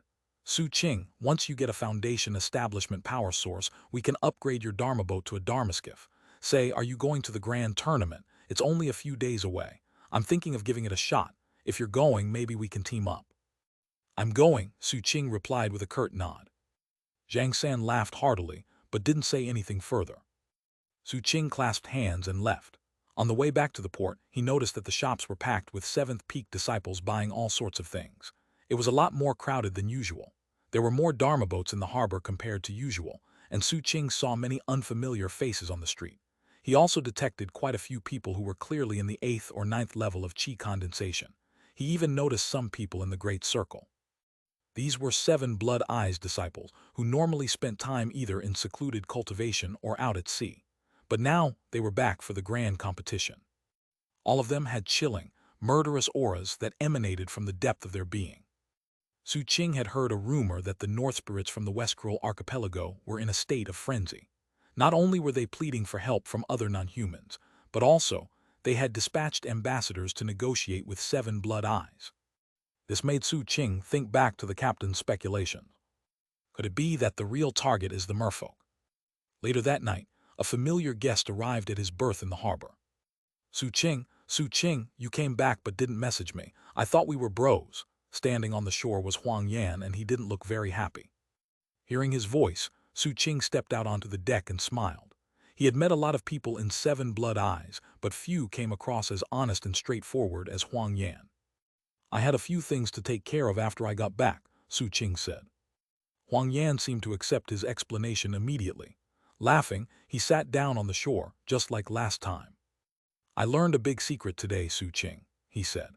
As soon as Su Qing heard secret, his guard went up, and he thought about the secret the captain had told him that ended up costing 100 spirit stones. Before Su Qing could say a word, Huang Yan launched into a boastful, rapid-fire explanation. "Haven't you got the feeling that something weird is going on with the grand competition? Sure, they usually announce the location where it's being held, but it just seems too specific. Given how the seventh peak operates, I bet that the real location of the grand competition actually isn't the North Spirit Islands. In fact, after looking into it and asking around, I'm convinced that the real target is the merfolk." Su Qing looked over at Huang Yan and noted his facial expression. Without any prompting, Su Qing plastered a look of surprise onto his face. Seeing that, Huang Yan nodded in satisfaction. "Haha, actually I have to admit I'm exaggerating a bit. My elder sister told me all this. Nowadays she and I don't keep any secrets from each other." Tossing a jade slip to Su Qing, he lowered his voice and continued. "After I found out the news, I started looking through the intelligence reports about the Merfolk Isles. Once I found out you were back, I figured I'd share. What do you think? Am I a total bro or what?" Even I was surprised by what I learned. The merfolk are just ridiculously rich. They have 4 islands which are known as Emmich Island, Nethervault Island, Join Island, and Miga Island. Every island is bursting with treasure, but thanks to my research, I've figured out the best treasures in each place. Few people know all the details, but I've put them on that jade slip. Su Qing sent some spirit power into the jade slip to examine it. As he did, Huang Yan started explaining the details, almost as if he had memorized them. "Remember, it took a lot of hard work for me to get this information. Now, listen up. On Miga Island, there's a suit of armor called Miga's Plate Armor, and it's hidden somewhere in the Miga volcanoes. It's the result of 1,000 years of merfolk craftsmanship and is considered a magical treasure. Of course, it's incredibly valuable, and there's no way we could ever get our hands on it. Next is Emmich Island, which is known for the tears of the merfolk. The tears of the merfolk are similar to spirit pills. However, the most valuable of them all is the tear of Emmich. Emmich is the name of the very first merman, and that tear was shed by him in the moment before he died. Then it was set into a crown." At this point, Huang Yan took out 2 eggs, one of which he tossed to Su Qing. Poking a finger in his egg, he took a sip and kept on talking. "Nethervault Island is like a huge graveyard, and there are countless treasures among the funerary objects. Probably the most interesting of them all is a feather. And you know who that feather comes from. It comes from Flame Phoenix. You know about Flame Phoenix, right? Flame Phoenix rules the forbidden region to the west of the Mountains of Truth and is like the king of South Phoenix. In fact, the name of the continent comes from Flame Phoenix. You probably know that already. Next is Join Island, which is a very astonishing place. Reportedly, there are tons of pill storehouses there, and within them, numerous Foundation establishment pills. That's where my elder sister got her Foundation establishment pills, although I have the feeling it was only after a deadly fight. Anyway, everything I've described so far is like nothing compared to a treasure from Join Island that's worth about 500,000 spirit stones. It's called the Spirit Breath Lamp. The Spirit Breath Lamp is one of the Merfolk's Foundation establishment holy items, and it's kept in Foundation Establishment Tower in the capital city of Join Island. That's where merfolk cultivators go to reach Foundation establishment, similar to the places here in Seven Blood Eyes where disciples can rent space for 100 spirit stones an hour. The difference is that our space relies on godly blood, while the merfolks relies on that lamp. All great sects and species have items that can keep disciples safe during Foundation establishment breakthroughs, and truth be told, the merfolk's lamp is that amazing overall. Thus, the great sects and species don't really care much about it. The reason I say it's worth 500,000 spirit stones is that when my elder sister seized it by force and tried to sell it back to the merfolk for 2 million spirit stones, they only took it after negotiating her down to 500,000. Oh, by the way, I heard that the Spirit Breath Lamp holds clues to some sort of godly temple, but even after all these years, no one has figured out the details. My elder sister only sold it back to the merfolk after she failed to extract the clues. The details are all in that Jade slip. You can go over them later." After hearing all this, Su Qing didn't have much to say. But it really put things into perspective to compare the tens of thousands of spirit stones he was worried about to the millions that Huang Yan had just mentioned. It wasn't a great feeling. He poked a hole in his egg and took a sip, but was unable to stop thinking about everything. Huang Yan had finished with his monologue about the merfolk, and had now started chattering idly about his elder sister. For the most part, Huang Yan talked and Su Qing listened. It was an odd way to have a conversation, but Huang Yan seemed to be having a great time. When it started to get dark, Huang Yan finished the last bit of his egg, patted his stomach, and prepared to leave. Letting loose a burp, he lowered his voice and said, "Su Qing, I probably don't need to tell you this, but don't be foolish and try to take first place. Becoming a conclave disciple isn't important. The point of the grand tournament is to get resources. You'll understand more of what I mean when you actually get there. As a matter of fact, hardly anybody cares about the final rankings. The point is just to get rich. Also, keep all of this a secret. It's just supposed to be between you and me. We're bros, so I don't mind sharing, but don't spread the information. When we get there and figure out what island we're on, then we'll take what we can get and come out wealthy." Su Qing nodded. Patting his belly contentedly, Huang Yan turned and left. A short distance away, he took out his identity medallion to start sending sweet messages to his elder sister. After he left, Su Qing sat on the prow of his boat looking out at the forbidden sea. The waves came in slowly, causing the boat to bob up and down.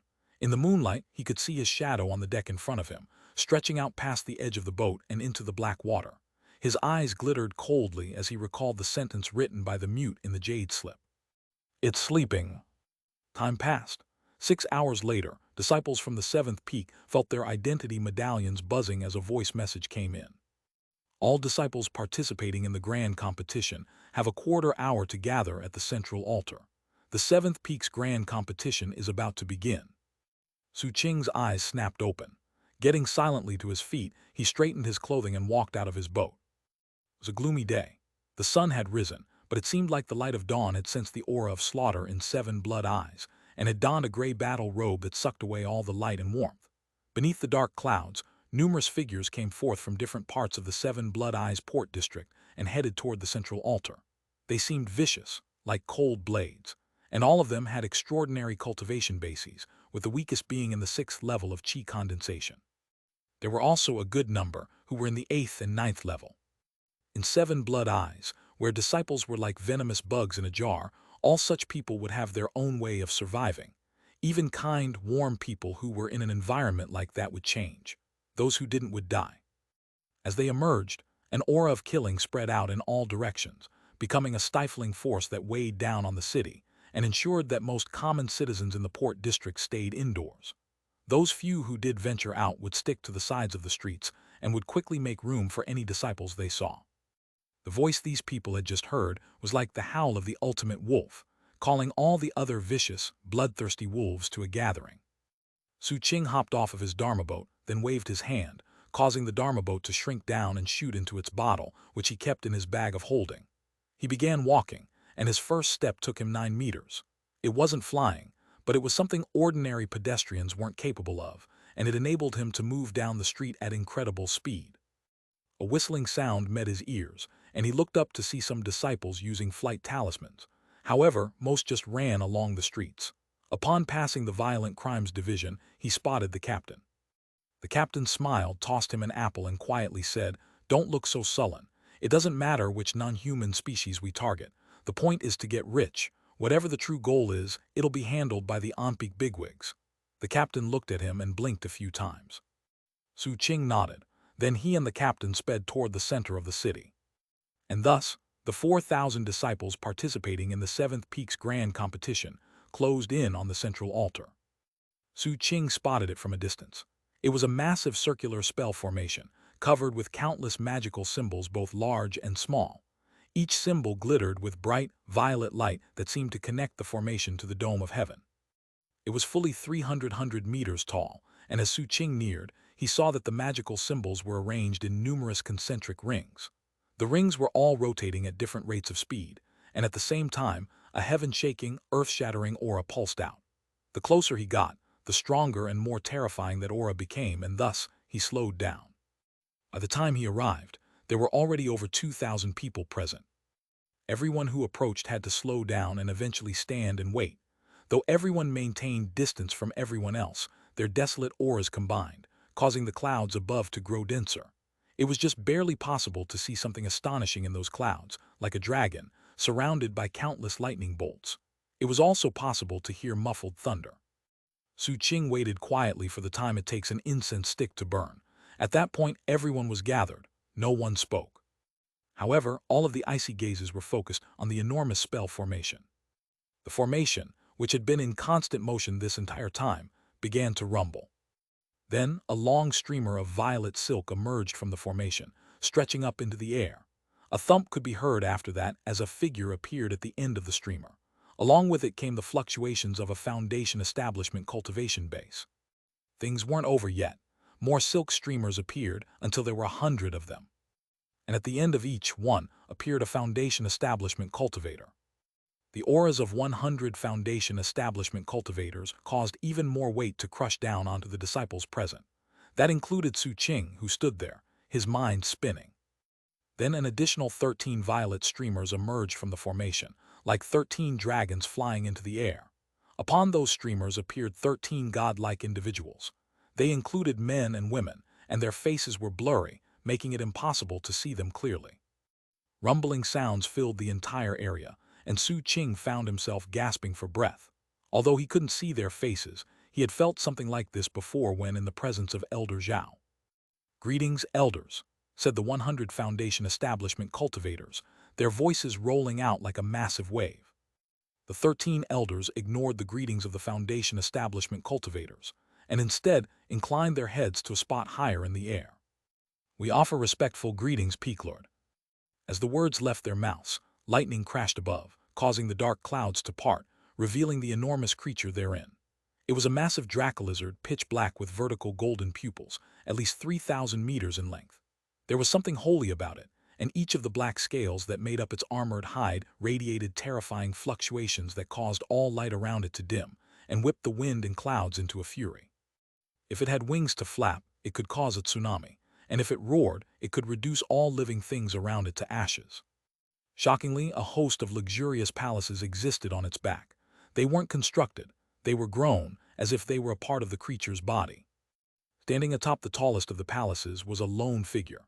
That person was too high off the ground for Su Qing to make out any details, but he could sense a spectacular might and pressure coming from them. Compared to him, the 13 elders seemed much less impressive.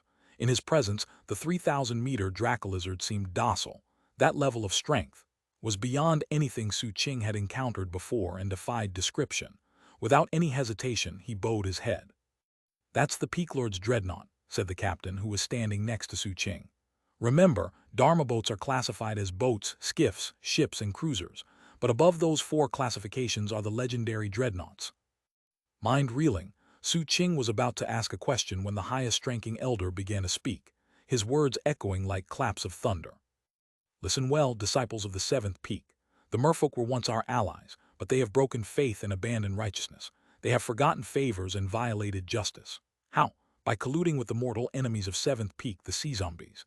They have offended 7 blood eyes in the deepest manner, and thus, by unanimous decision of the 7 Peak Lords, the location of the 7th Peak's grand competition will be located in the Merfolk Isles.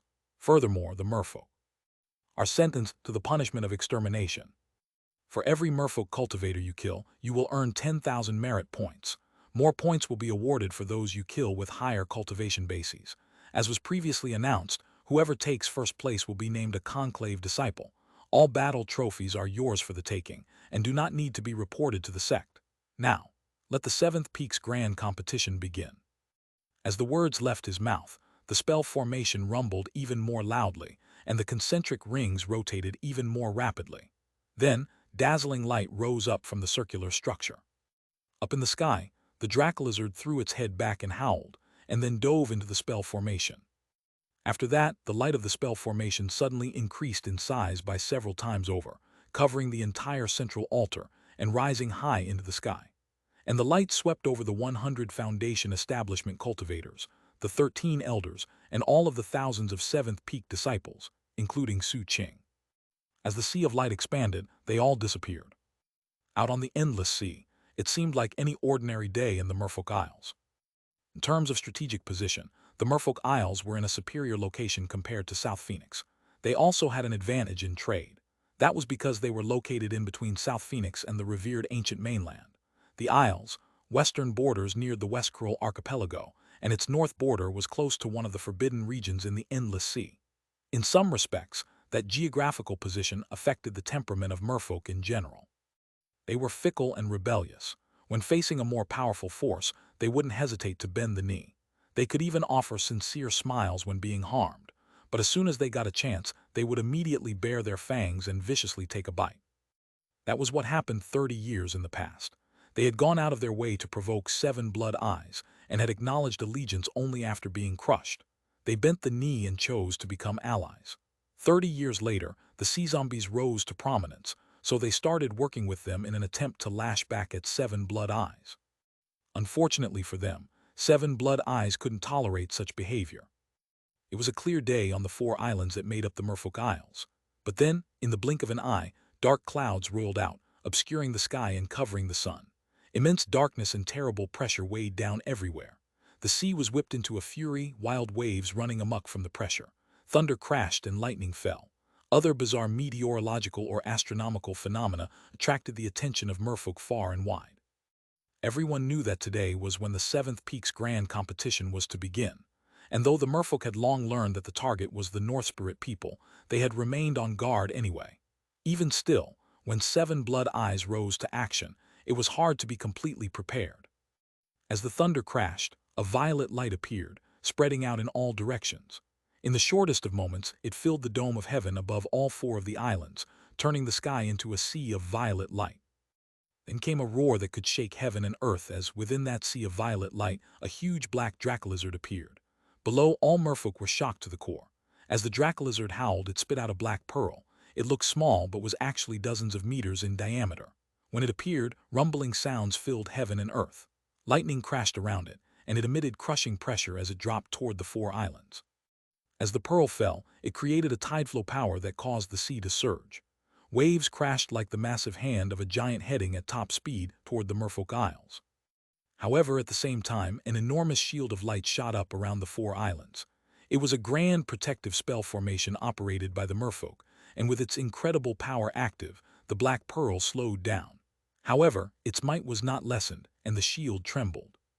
As for the incoming mass of waves, the shield blocked them, causing a huge crashing sound to fill the air. Along with it came a howl of rage from Emmich Island. 7 blood eyes, what is the meaning of this? As the voice rang out, a huge face appeared in the air by means of projection, growing larger and larger until it surpassed the size of the island below. It looked like an old man with gills on the side of his face, his eyes radiating astonishing might as he glared at the dracolizard. But even as the old man's howl still echoed through the air, many of the buildings that were connected to the spell formation nodes exploded. More than 40 buildings suffered, causing an instant change to the formation. In addition, booms and shockwaves exploded out on other parts of the islands. 7 blood eyes wanted to slaughter merfolk and had been making preparations for a while now. They wouldn't have come this day unless they were completely confident in succeeding. The old merman's face fell as the black pearl again flickered with dark light.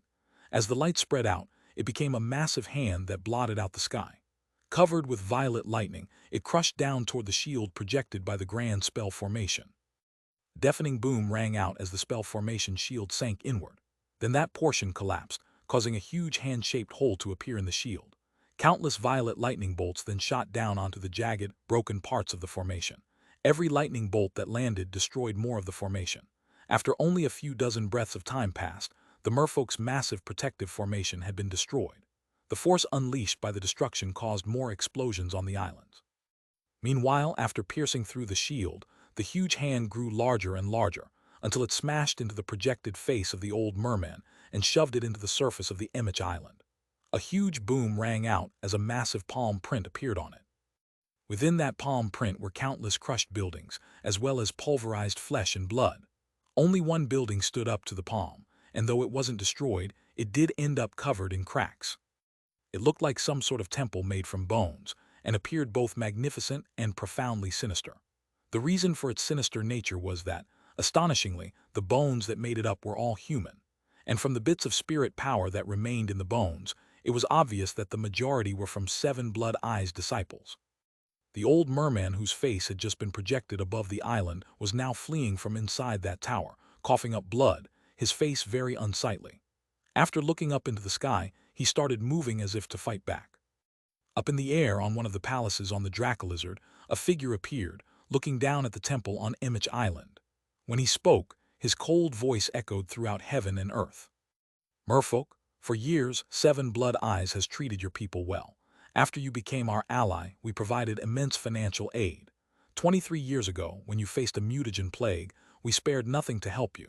We provided you countless resources that surpassed a value of 100 million spirit stones. 16 years ago, when the Wither Spirits attacked you, and you faced the threat of extermination, no one came to your aid. But I personally brought a group of disciples here, many of whom sacrificed their lives as we resolved the crisis. Countless members of your people begged us to bury our disciples here as a testament to our friendship. You should have honored those sacrificed disciples, but instead, you curried favor with the sea zombies by digging up the bodies and using them to build a tower as a blood tribute. You have forgotten favors and violated justice. You have returned evil for good. Heaven and earth will not tolerate your existence, and thus you will be exterminated. The speaker stepped out into the air, revealing that he was the Peak Lord of the Seventh Peak, Master Seventh. He wore a violet gown, and his eyes shone as if with lightning. He seemed threatening without being angry, and had such an imposing and magnificent manner that his voice caused the clouds to stir around him. Glaring at the Merfolk Patriarch, he unleashed another palm strike, then flicked his sleeve and pointed down with his right hand. Rumbling sounds echoed out as the Merfolk Patriarch was crushed downward. At the same time, innumerable water droplets appeared around him, forming into a huge sphere. Inside the sphere, the Merfolk Patriarch tried to struggle but was incapable of doing so. Face distorting, he howled, "Don't waste your breath, Xianxia. The sea zombies will protect us. Their army will make you pay for this incursion. In fact, they're already on the way." "I'm waiting," Master Seventh said coolly, and then he extended his finger. The spot where he pointed to rippled and distorted, and then astonishingly, a figure appeared there. It wasn't a merfolk, but instead appeared to be a middle-aged human cultivator. He wore a black suit of armor and had a powerful aura. However, he reeked of death. His skin was covered with necrotic patches, some of which were infested with maggots. It was like he was actually a corpse. He had obviously been waiting and hiding to launch an ambush.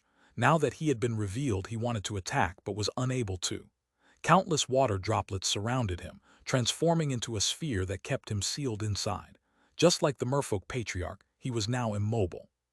After sealing the two, Master Seventh ignored them and turned his attention to the Merfolk Isles. He pointed, and the Dracolizard howled. Shockingly, row upon row of magical devices appeared on its back, releasing a host of magical techniques. At the same time, numerous figures appeared within the violet sea above. They were the Foundation Establishment cultivators from the Seventh Peak, and alongside them were their astonishing Dharmaskiffs. They came in all sizes and shapes, but all of them were incredibly magnificent. As they lined up, Dharma force converged, then was unleashed in a massive attack. Numerous Dharmaskiffs unleashed magical techniques, like 100 deadly spears shooting down. In addition, there were 13 watercraft that were even more dramatic than the 100. Each one was around 200 to 250 meters in length. They were Dharma ships, and they also released terrifying attacks on the islands. The 4 islands trembled as the attacks of the Seven Blood Eyes forces focused on the places where they had either magical devices or gold core cultivators. The locations with magical devices were all destroyed. As for the gold core cultivators, they had nowhere to hide. They were all locked down, sucked up into the air, and then suppressed. A moment later, there wasn't a single gold core entity on any of the 4 islands. Having accomplished these things, Master Seventh waved his hand, and the violet sea of light descended onto the 4 merfolk islands. It created an all-encompassing formation that crushed down on the merfolk within, provoking howls of grief. Numerous merfolk cultivators coughed up blood. Those in chi condensation didn't suffer many ill effects, but those Foundation Establishment cultivators found their cultivation bases restricted, forcing them to drop down an entire realm into the great circle of chi condensation. At the same time, violet teleportation light rose up from the forbidden sea around the Merfolk Isles as the Seventh Peak disciples arrived. None were fazed by the fact that they were teleporting in above water. They simply took out their Dharma boats and landed on the sea. Su Qing was among them. This was when Master Seventh spoke coolly from above. The Seventh Peak Grand Competition has officially begun, my wolf pups. This grand competition will be observed by many peoples. Kill well and make every kill bring glory to Seven Blood Eyes. With that, he flicked his sleeve, and a violent wind sprang up, giving a blessing of speed to the 4,000 disciples, Dharma boats, and sending them shooting through the water like blades toward the 4 islands. Su Qing looked up at the terrifying Dharma skiffs overhead, and the islands covered by the violet spell formation, and he felt deeply shaken. From his perspective, he had simply gone through a teleportation. Yet in that short amount of time, victory had already been decided. It was just as the captain had said. The important matters had been handled by the on-peak bigwigs. For the off-peak disciples, the important thing was to get rich. Of course, the premise was that you needed to be capable of taking what you wanted to get. Su Qing's eyes glittered. He had already decided the direction he wanted to take, and thus shifted his Dharma boat to head toward Join Island. That was the location of the Foundation Establishment lamp and the Foundation Establishment pills. Although he couldn't think of how the former would be of much use if he could sell it for 500,000 spirit stones. He wasn't the only disciple to be thinking in that way. Many others who had high cultivation bases headed toward Join Island. In fact, from above, it looked like more than 1,000 were going there. Some whose Dharma boats focused on speed had already arrived. But Su Qing wasn't far behind. When he reached the shore, he put away his Dharma boat and immediately raced toward the jungle. Just before he reached the tree line, his eyes glittered as a magical rain of arrows shot out toward him with deadly speed. There were merfolk cultivators in the jungle, and seeing Su Qing arrive, their killing intent boiled over. Howling, they rushed toward him. Su Qing didn't slow down. His dagger flew, taking off ahead. 3 more bodies fell. Then he suddenly lunged backward, and blood sprayed as he ripped open the belly of a merfolk cultivator who had been about to fall on him from behind. Then more snarling merfolk cultivators rushed out of the jungle in his direction. His eyes narrowed. Although he had no deep hatred for merfolk, he was here for the Foundation Establishment lamp and didn't want to waste time, so he turned to go around them. However, more merfolk cultivators arrived, and they immediately fanned out, their killing intent burning. It only took moments before he was surrounded. Seeing that he had no easy way to leave, he lunged forward to take the fight to them. Shortly after, he left the scene of the battle behind, his dagger dripping blood as he entered the forest. At this point, 7th Peak disciples were all over the Merfolk Isles, and fierce fighting had broken out everywhere. From high in the sky, the Merfolk Isles looked like a crescent moon covered by violet light. On the top of that moon-like shape was Miga Island. The middle 2 were Join Island and Emmich Island, and on the bottom was Nethervault Island. Emmich was the main island, with the other 3 being subsidiary islands.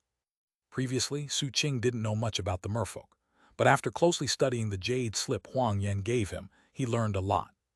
That slip didn't just contain information about places and objects of value. It also went into detail about merfolk history and culture. Merfolk believed that when they died, they traveled through the Temple of Miga to a place called the Field of Clouds, which was a bizarre world that they called a kingdom of gods. Buried there was the original god from their ancient mythologies.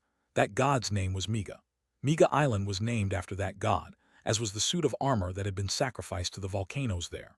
Although Miga was considered a saint in the merfolk mythologies, he eventually died, and the merfolk faith needed a substitute. There were even experts among them, who required that the replacement be able to unleash godly magic. Therefore, they put their faith in another mysterious entity whose name was Join. Join Island was named after her. According to the Jade slip from Huang Yan, although Join was called a god, the truth was that Join was actually just a godly entity from the depths of the sea. Strength was strength, and Join was a far cry from truly being a god. As for Nethervault Island, it was devoted to relics of the past. The merfolk thought it was important to bury their dead with funerary objects. The more such objects someone was buried with, the more important they were in life. That was why important merfolk were buried on Nethervault Island with all of the riches they had accumulated in life. Furthermore, there was no stigma for later generations to dig up those riches. In merfolk culture, it was a form of destiny for other merfolk to recover such objects and fight over them, and in fact was considered a type of rebirth. Finally, there was Emmich Island. Considered the main island, it bore the surname of the original chieftain of the merfolk.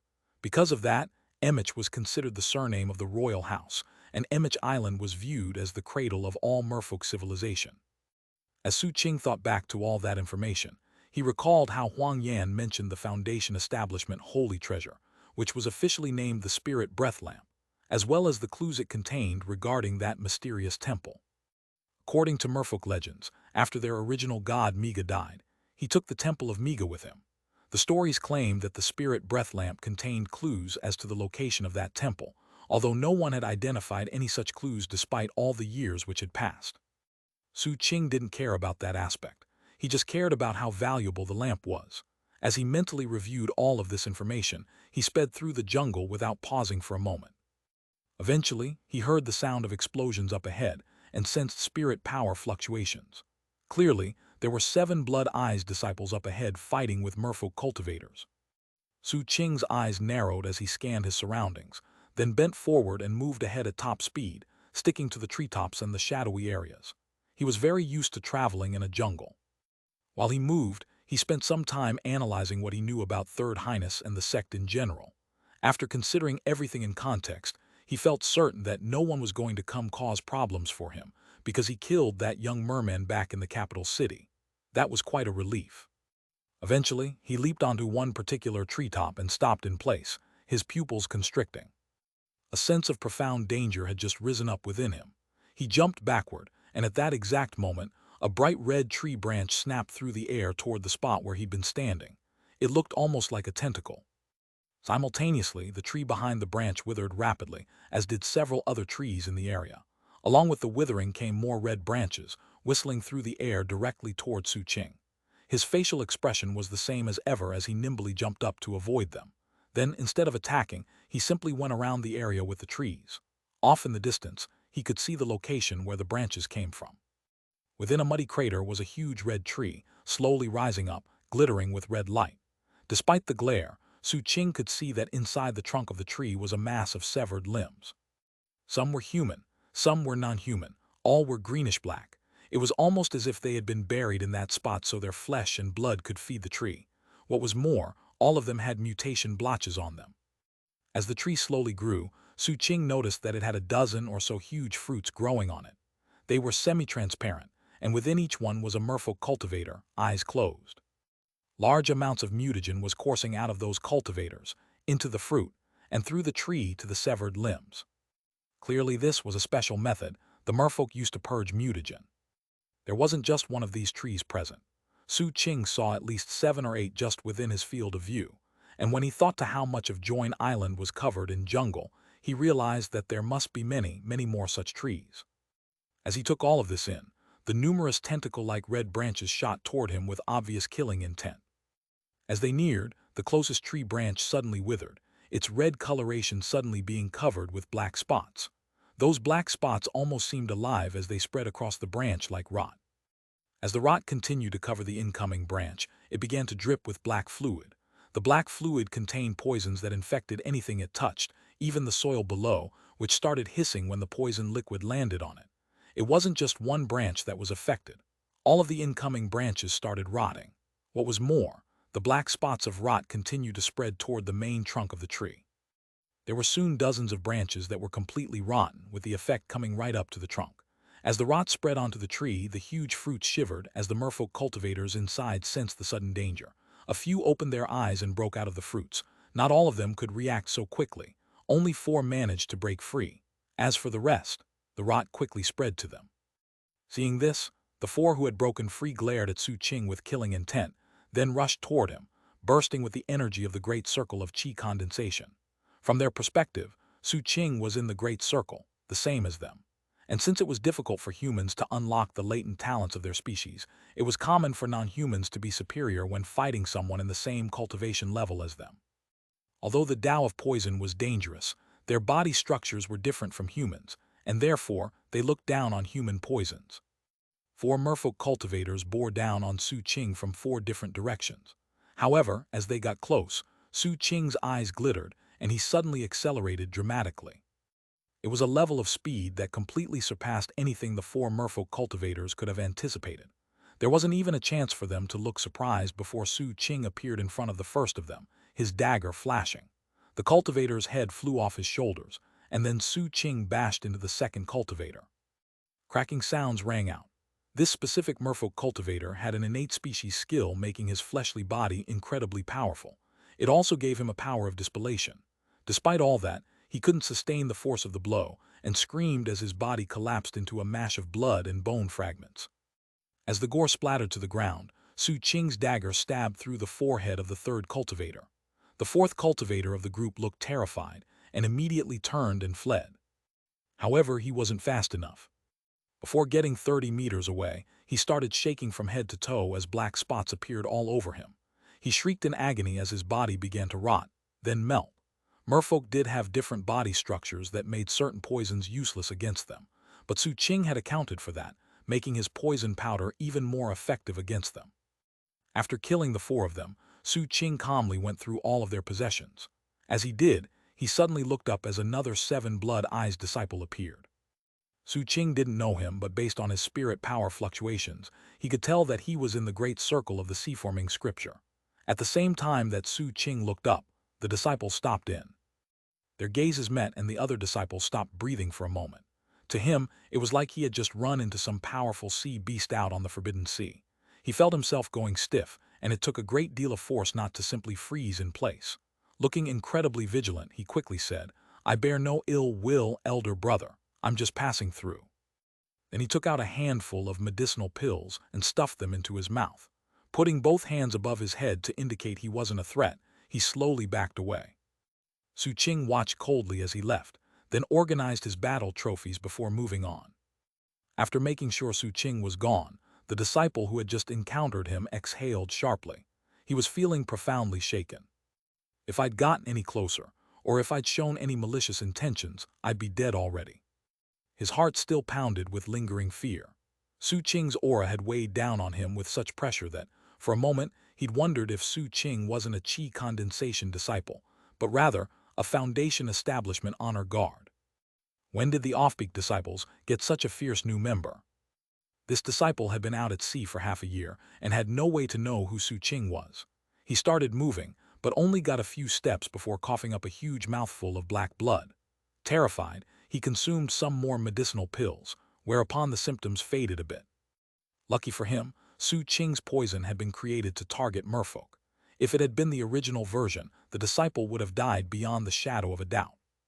He has a strong cultivation base, kills decisively, and has a terrifying Tao of poison. Not wanting to risk crossing paths with Su Qing again, he picked a different direction to travel. And thus, time passed. Fighting raged throughout the Merfolk Isles with casualties on both sides. At the same time, Su Qing slowly slaughtered his way through the jungle. Eventually, he spotted a merfolk city up ahead. It was a very unique place. Instead of being built of brick and tile, the entire city was formed from a massive fish skeleton, large enough to rival one of the districts in the 7 Blood Eyes capital city. Su Qing compared what he was seeing with the information in Huang Yan's Jade slip about Join Island. Then he continued toward the city. Join Island wasn't huge. It only had 3 cities, plus a number of village-like camps. Su Qing's destination was Join City, which was one of those 3 main urban areas. He had selected his debarkation point with that in mind. As such, it was no surprise that the fish skeleton city ahead was his target destination. Join City, he murmured, his eyes shining. The city was in chaos, with many sections crumbling or in ruins. That was thanks to Master Seventh and the Dharma gifts of the Foundation establishment disciples and gold core cultivators. Smoke rose up everywhere, and there was chaotic fighting left and right. Su Qing kept his eyes on the city as he sped toward it. Although it seemed close, the truth was that even at the speed he was moving, it would take him an hour to reach it.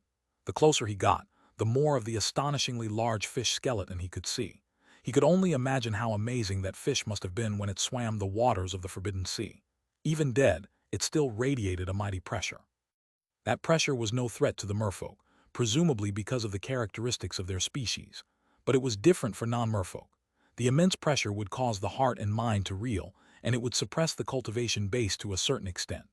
Of course, thanks to the violet sea of light that covered everything, the pressure put out by the fish skeleton was reduced by more than half.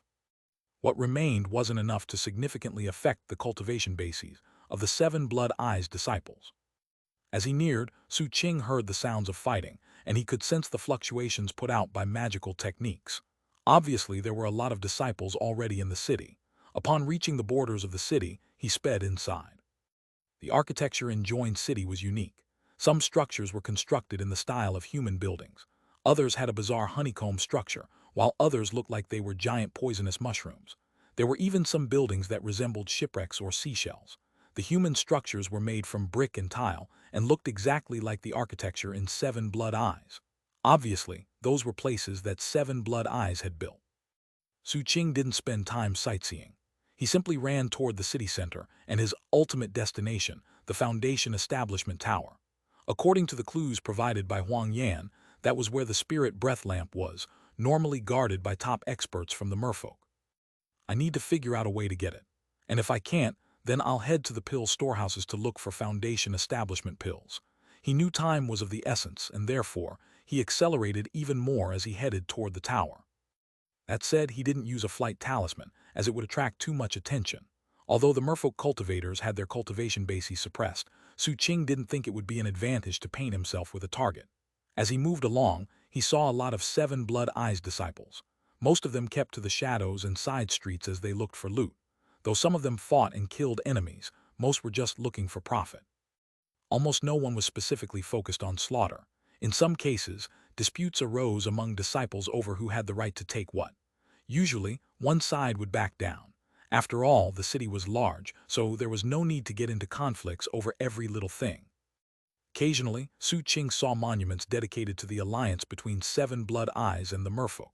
One of them was a large stone stele, upon which were written a host of names. Glancing at the names, he realized that they were Seven Blood Eyes disciples who had died helping the merfolk in past crises, and the monument contained their remains. The stele looked immaculate, as though it had been regularly cleaned and maintained. However, because of the power of the spell formation covering the island, it was possible to see that the stone stele had previously been protected with an illusion spell.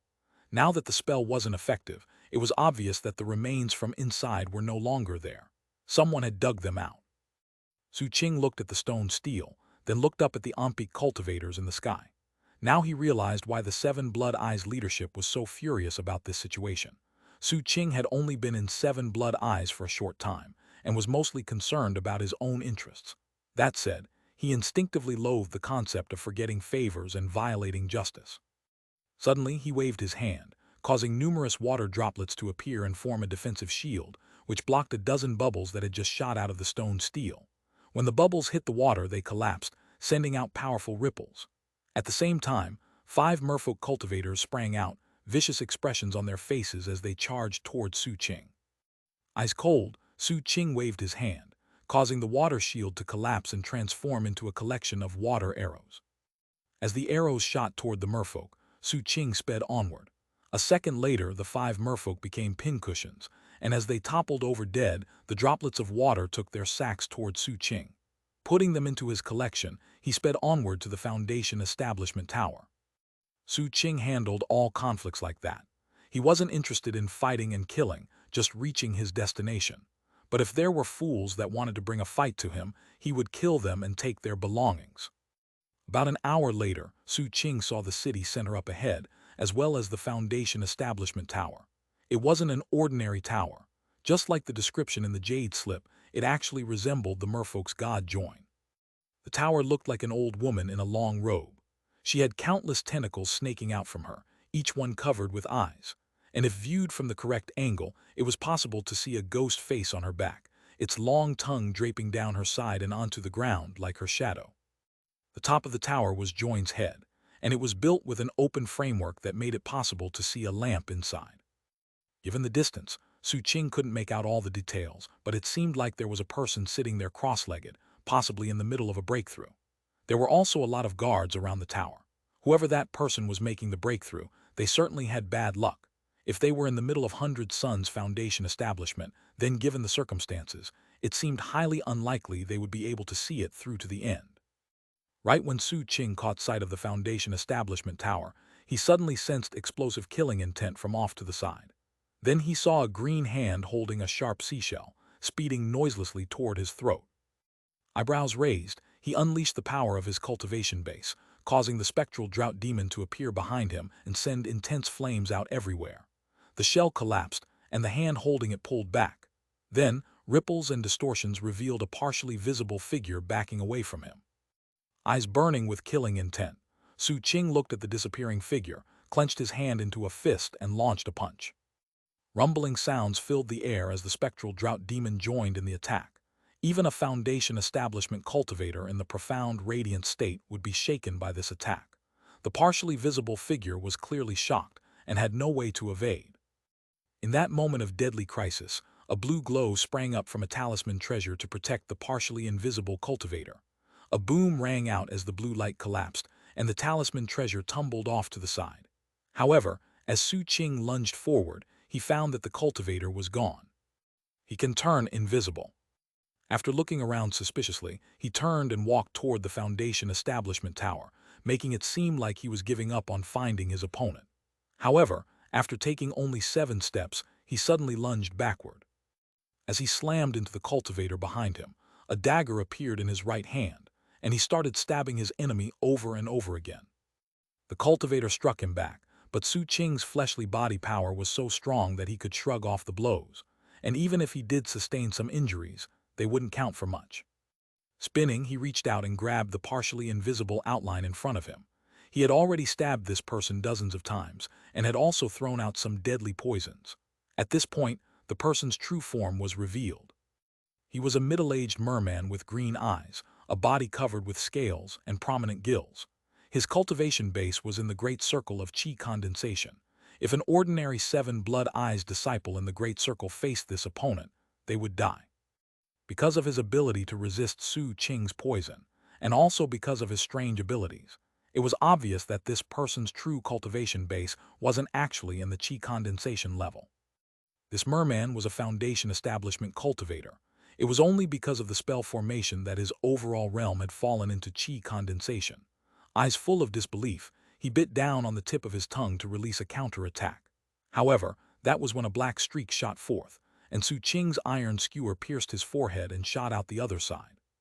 As it passed through his head, the skewer released the fluctuations of Foundation establishment, which inundated the merman, bursting all of his internal organs. After confirming the man was dead, Su Qing stepped over to get his iron skewer, then took a bag from the cultivator. It wasn't an ordinary sack, it was a bag of holding. Su Qing's heart raced, but he didn't open it. Putting it away for the time being, he started moving toward the Foundation establishment tower again.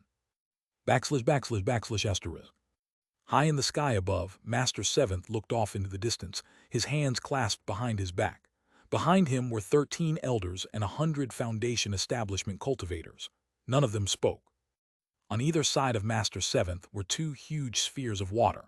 Sealed in one was the cultivator who looked like a corpse, and in the other was the merfolk patriarch. Looking down at the islands below, the merfolk cultivator chuckled and said, "Do you actually believe you're going to win this, Xianxia?" At almost the exact same time that the words left his mouth, rumbling sounds erupted from the 4 islands below. Then, black light shot out from the sea, spreading toward the islands. It was a huge spell formation, like a black cover that spread out of all the islands. The black light rippled and distorted as if it were trying to fight the power of the 7 blood eyes formation. Of course, if the 7 blood eyes formation collapsed, all of the Merfolk Foundation establishment cultivators would recover their true strength. And if that happened, the grand competition would turn into a slaughter. The sea zombies are on their way, Xianxia. And when your sex spell formation falls, those disciples of yours will be sacrificed to my people. Suddenly, black light shone on the horizon as a huge vortex appeared in the air. It erupted with an aura of death, and an intense, frigid coldness that turned the seawater into ice. As that aura spread, a 3,000-meter half-decomposed crocodile crawled out of the vortex. It had cold, yellow eyes, and its body seemed to pulse with the power of countless resentful souls. As the vicious, rotting crocodile crawled out, it was possible to see a host of figures on its head. All of them had shocking auras, and behind them was an entire army of cultivators. These people were none other than the sea zombies. "They're finally here," Master Seventh said, a faint smile on his face. Inside and outside revered ancient, on whatever island one reached, there were countless forbidden regions, within which existed all sorts of unusual species. The sea zombies were just one of many. They originated on the fringes of a forbidden region in the Sea of Endlessness. However, they didn't exist in the countless epochs before the arrival of the broken god's face. When that god arrived, bringing an aura that assailed the world and transformed countless living things, some species vanished into history. Other species struggled hard enough to survive, while at the same time, many new species arose. Among those new species were the sea zombies. They were a strange species that were able to directly absorb mutagen. Furthermore, they were incapable of reproducing and had to use a special method to multiply. That method was zombification. By placing a special mark on the dead of any other species, they could resurrect them. The resurrected corpses wouldn't have intact memories from their past, to the point where they were like different people. They would become more violent, cruel, and ruthless, and they would pulse with mutagen. They hated the world around them, and at the same time, felt a constant call to join the sea zombies.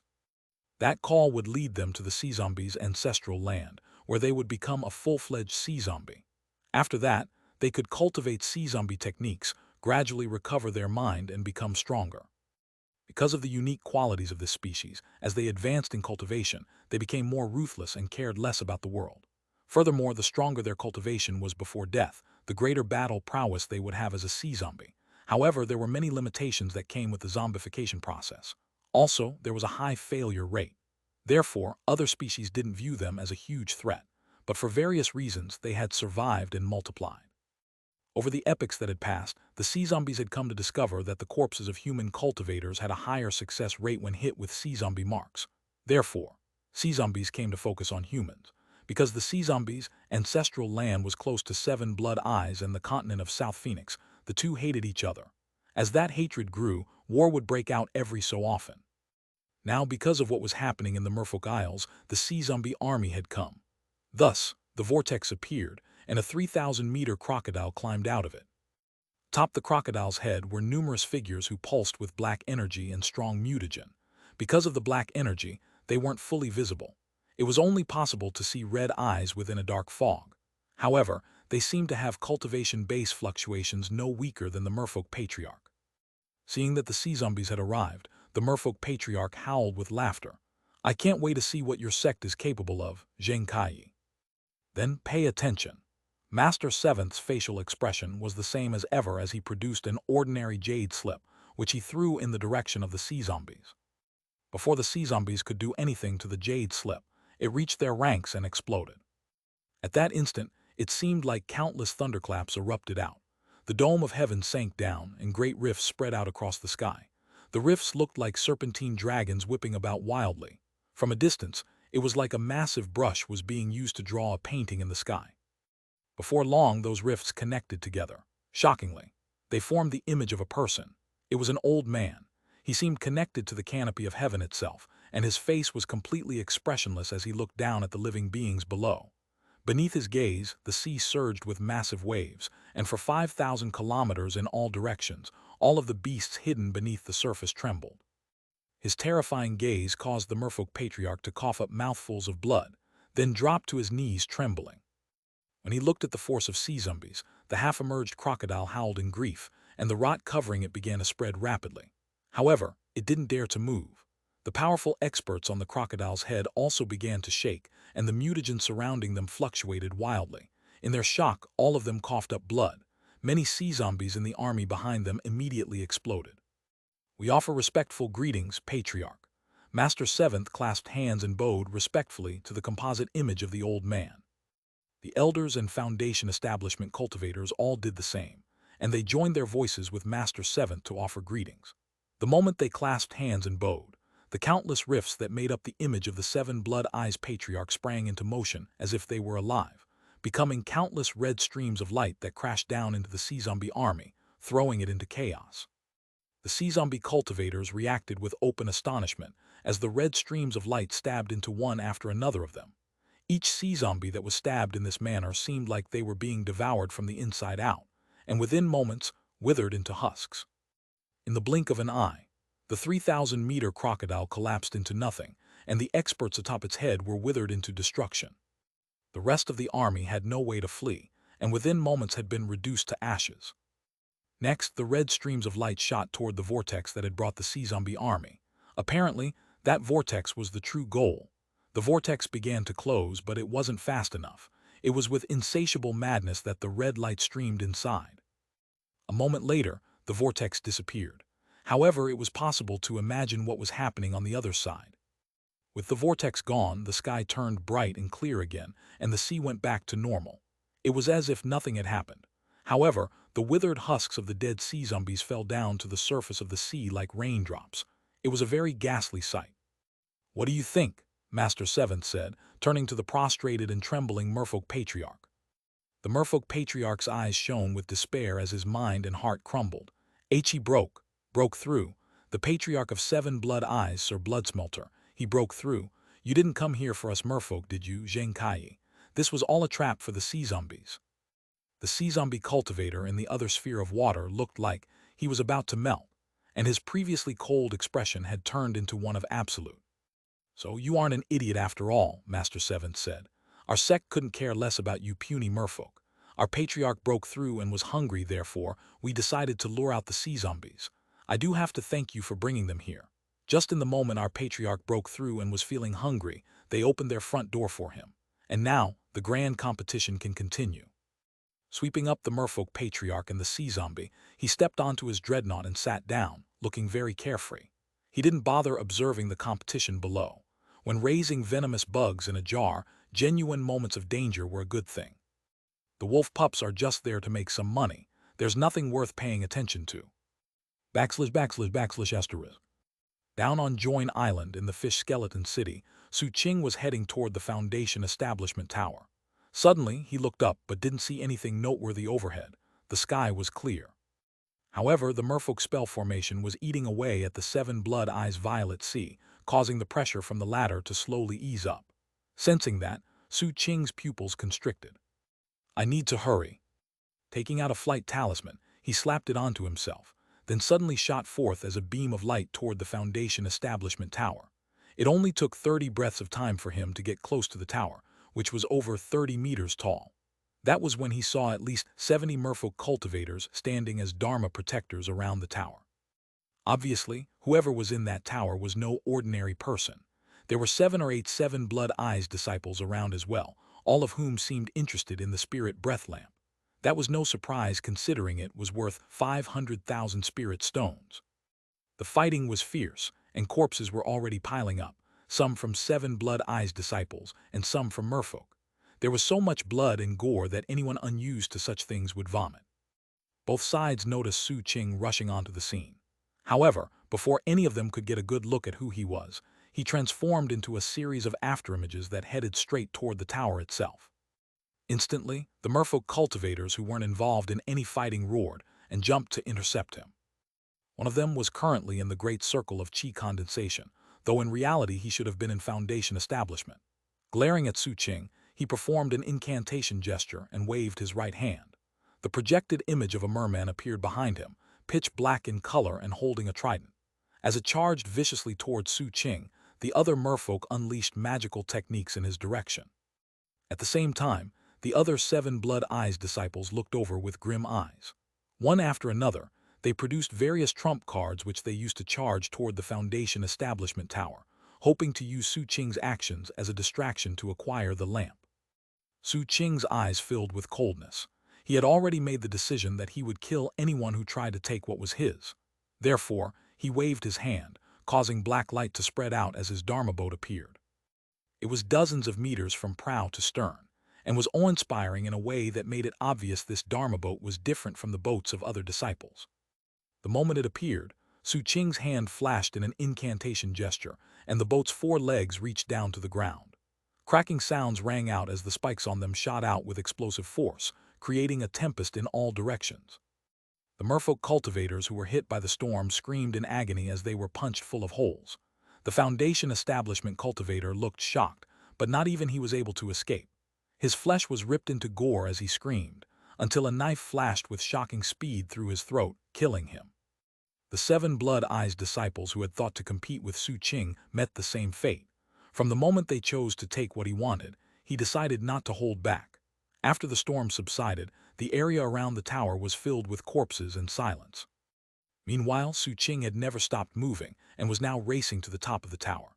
Looking through the open framework to the interior, he saw a young merman sitting cross-legged in front of a lamp. The lamp looked like an opened black umbrella, turned upside down with the handle serving as the wick. It was a strange sight, as the light's auburn glow covered over the young merman, offering him complete protection. After taking everything in, Su Qing launched a fist strike. However, the walls of the tower were very tough, plus there was a defensive shield in place that dispersed the force of his attack. That said, the Seven Blood Eyes spell formation lowered the cultivation level of everything on the island that was in the Foundation establishment level or higher, and that included this tower and its shield. Therefore, though the force of his blow was dispersed, it wasn't negated entirely, and ripples flowed across the shield. Seeing that, Su Qing's eyes glittered. Not wanting to waste any time, he quickly performed a right-handed incantation gesture, causing his Dharma boat to shift directions and bash into the shield. His Dharma boat was already almost at the level of Foundation establishment. In fact, other than lacking the proper power source, it was a Foundation establishment Dharma skiff. When his boat slammed into the tower, cracks spread through the shield, then it shattered. It also punched a hole in the wall. Su Qing put his Dharma boat away, then leapt through the hole and into the tower. Once inside, the light of the spirit breath lamp cast his shadow onto the wall. Not pausing for a moment, he leapt toward the lamp to grab it. However, that was when the young merman opened his eyes. Expression that of anxiety and fury, he was about to say something, but then coughed up a massive mouthful of blood. His cultivation base power was thrown into chaos, yet he still managed to grit his teeth and point his finger at Su Qing. As a result, the projected image of a merman appeared and viciously attacked Su Qing. With no time to spare, Su Qing clenched his right hand into a fist and thrust it at the incoming merman. The projected image collapsed, and more blood sprayed out of the mouth of the young merman as he was thrown back against the opposite wall.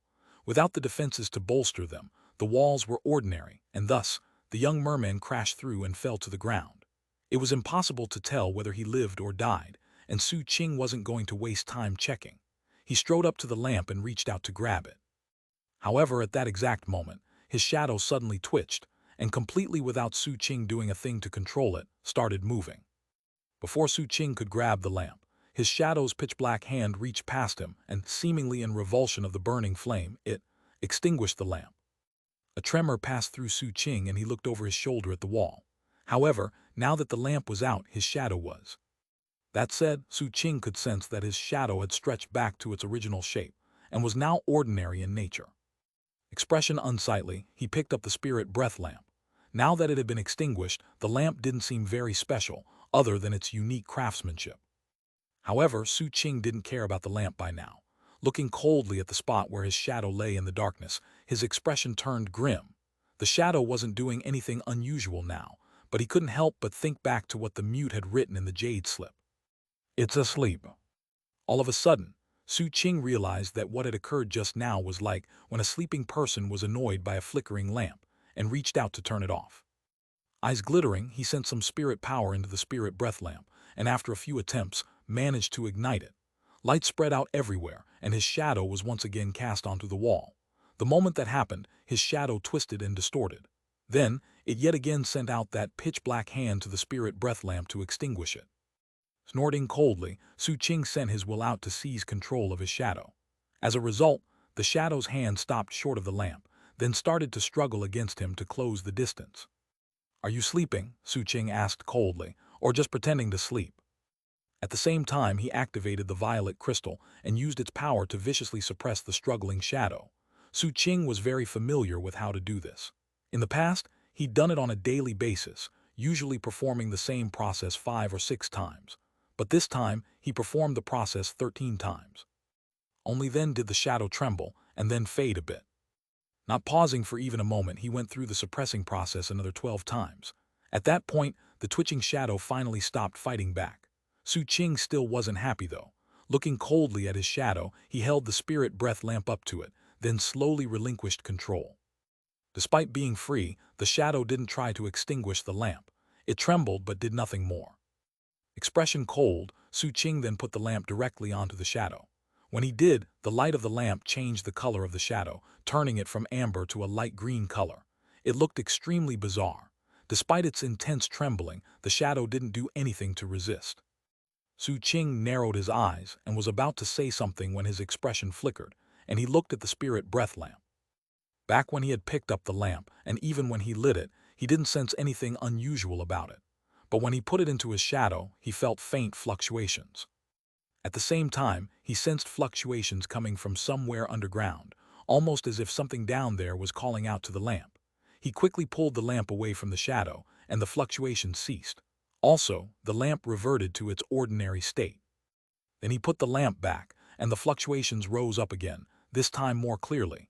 They were essentially pointing in a specific direction. "This," he muttered, narrowing his eyes. Suddenly thinking back to the jade slip from Huang Yan, he recalled the legend about the clues leading to the Temple of Miga, which were supposedly hidden in this very lamp. He couldn't help but wonder if what was happening with his shadow had anything to do with that. Glancing coldly at his shadow again, he said, "You can go back to sleep." He wasn't sure if it would understand or not, but after making sure to remember the general direction where the fluctuations came from, he extinguished the lamp, put it away, and jumped out of the Foundation establishment tower. After landing on the ground, he looked around for the young merman he had blasted out of the top of the tower. Having been interrupted in the middle of a Foundation establishment breakthrough, he should either be dead or severely injured. It didn't take long for Su Qing to spot him a short distance away. He looked like he was in the middle of crawling. Apparently he'd survived the fall and had tried to crawl away, only to die from his injuries moments later. Su Qing didn't want to risk him actually being alive, though, so he unleashed a few magical techniques on him and also sprinkled some poison powder on him. After confirming that he was well and truly dead, he squatted down and searched him for his bag of holding.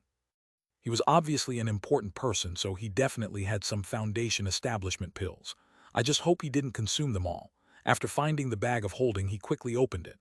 The contents made him smile. Standing, he was about to leave when all of a sudden, he heard someone clapping. Swiveling, he saw someone walking toward him, half of a little apple in his mouth as he slowly clapped. It was the captain. "Wow, did you kill everybody here, Deputy Captain Zhu? Looks like you made out quite nicely. I guess you must have taken the spirit breath lamp already."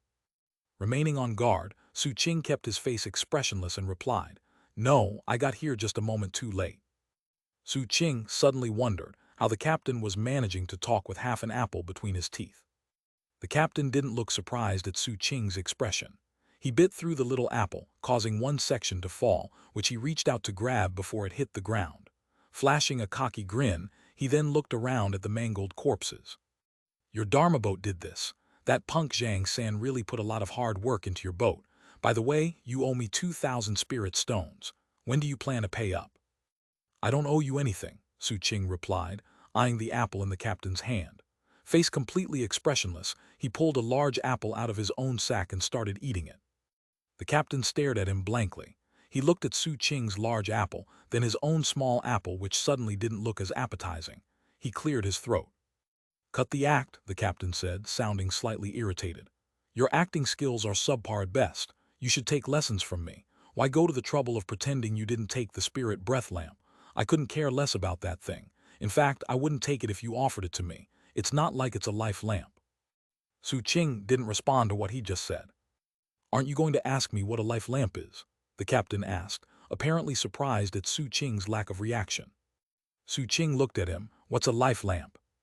The captain sighed. "Since we're on the same unit and you owe me 2,000 spirit stones, I guess I'll tell you. The spirit breath lamp is actually a knockoff version of a life lamp, and even as a knockoff it's not very well made.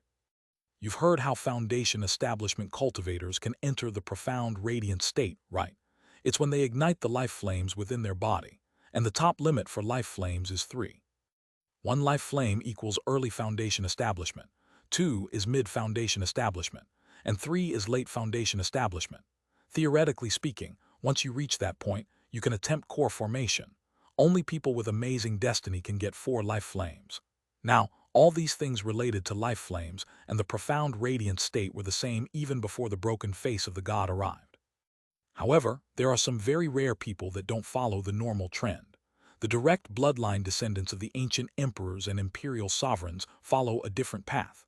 Because of their bloodline and imperial class techniques, they don't just have life flames in Foundation establishment, they have life lamps. 1 life lamp makes 1 life flame as powerful as 2 life flames. Life flames have no foundation, but life lamps do. The former are like dandelion seeds, the latter are like boulders. With only one life lamp, you could fight someone with much higher cultivation than you. With two, no foundation establishment cultivator could match you, and you'd already be ready for core formation. And with three, you'd be the top individual among all species, at least under gold core. Of course, the exception would be other people with life lamps. In the modern era, the ancient emperors and imperial sovereigns have been gone for many epochs, so hardly anyone cultivates life lamps. The only people who do are consummate chosen experts on the revered ancient mainland, thanks to their spectacular background and unmatchable destiny. Furthermore, their life lamps are legacies passed down by deceased descendants of the ancient emperors and imperial sovereigns. When you have a life lamp, then after you die it can be removed and given to someone else to be used in their cultivation. Of course, you might as well not even bother hoping to get one. For all intents and purposes, life lamps are things of legend. Even just one lamp like that would cause the great sects from revered ancient to mobilize. Anyway, it's almost not even worth talking about. If you want to reach foundation establishment, you need to think of a way to get some foundation establishment pills. Lucky for you, I happen to know where one of the merfolk's big pill storehouses is. There should be quite a few foundation establishment pills there. Why don't we go together? There's nothing else worthwhile on this island. The good stuff is all underground. Come on, we need to hurry. That brat Xianxia is probably already down there. The information about life lamps left Su Qing feeling shaken. What was more, the fluctuations from the spirit breath lamp had his heart pounding. Life lamps? Su Qing looked down at the ground. Wherever the spirit breath lamp had been pointing specifically, he knew it was underground. Huang Yan's Jade slip had gone into some detail about what was beneath the Merfolk Islands. For complicated cultural reasons, the Merfolk civilization was divided into an upper world and a lower world. The upper world was on the surface of their islands, and the buildings there were usually made of either skeletons or shells. Merfolk liked skeletons. It didn't matter if they were the skeletons of fishes, animals, or other intelligent non-Merfolk species. The more sinister and evil-looking the skeletons were, the more they liked them. It was a cultural legacy that was passed down within the very souls of the individual merfolk. The second world was under the surface. It wasn't a cave network. Rather, that world existed beneath the islands themselves within the sea. All of the merfolk isles were like that. The reality was that the islands were like leaves floating on the water, with buildings both above and below, and some mysterious force that prevented them from sinking. The Jade slip used only one word to describe the undersea world of the merfolk: magnificent. Reportedly, the buildings there were constructed of colorful coral, atop which grew sea anemones with countless tentacles. Other than that, Su Qing wasn't sure what the place looked like. "Let's go," the captain called. "There's nothing good up here. The fish eye is where the entrance is." With that, he blurred into motion. Su Qing decided to follow, though he kept some distance. His relationship with the captain was unusual, and though he trusted him in some ways, he distrusted him in others. The captain had always seemed like a mysterious person, and though Su Qing couldn't quite figure the man out, he had the feeling that he was dangerous. That was especially true since, despite the fact that Su Qing was now capable of fighting Foundation establishment enemies, whenever he sensed the captain's aura, it seemed stronger than his own. It was very puzzling. Every time he achieved a breakthrough, he would intentionally feel out the captain, and every time the man seemed stronger than himself. Because of that, he had to keep his guard up. The two of them sped along through the fish skeleton city, toward the entrance of the world below. Along the way, they saw quite a few Seven Blood Eyes disciples. Some moved along in the shadows, some looted buildings, and some searched merfolk corpses hoping to find spirit stones. Others waited to ambush others, be they fellow disciples or merfolk. The disciples were like wild dogs, adept at both staying concealed and at hunting prey. Those who saw Su Qing and the captain made sure to stay out of their way, though it was hard to say if it was because of the former or the latter. "See those fellows," the captain said, pointing to a group of disciples demolishing a building. "Most of them could have broken through a long time ago, but they kept their cultivation bases suppressed so they could come here and get rich. Each one has a keener sense of smell than a dog. My God, they're even demolishing houses to take as loot. It's outrageous." The building they were tearing down was unique, as it was constructed from shells that pulsed with spirit power. As Su Qing looked over, the captain suddenly rushed toward the group of disciples, his cultivation base flaring with power. In response, the group backed away and then disappeared into the shadows. Eyes glittering, the captain then continued the demolition work. Su Qing joined him, taking the shells away one by one. "These things are amazing," the captain said. "I wonder whose house this was.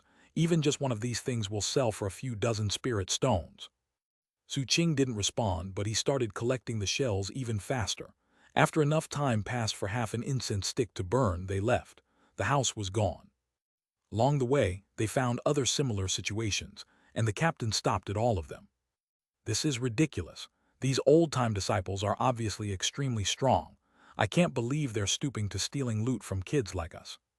Su Qing looked at the captain's face, confirming that he appeared to be about 27 or 28 years old.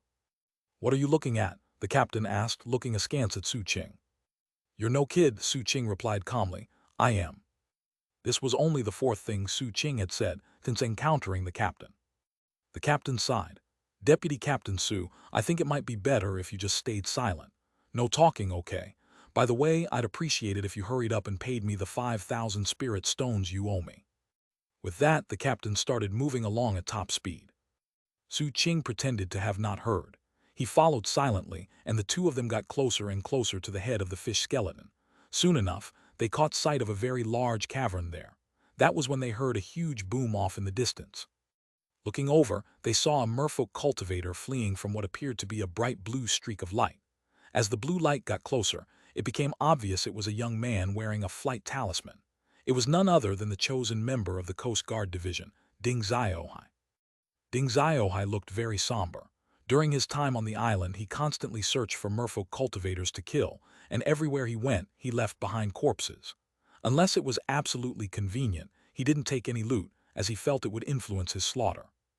As he chased his quarry, he didn't seem to even notice the captain and Su Qing, much less stop to talk to them. He just kept pursuing the merfolk cultivator he was chasing. He was behaving very differently from the other disciples.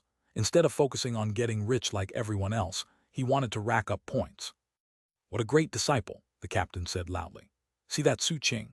That's what a real member of Seven Blood Eyes is like. It's only because of disciples like him that Seven Blood Eyes has a future."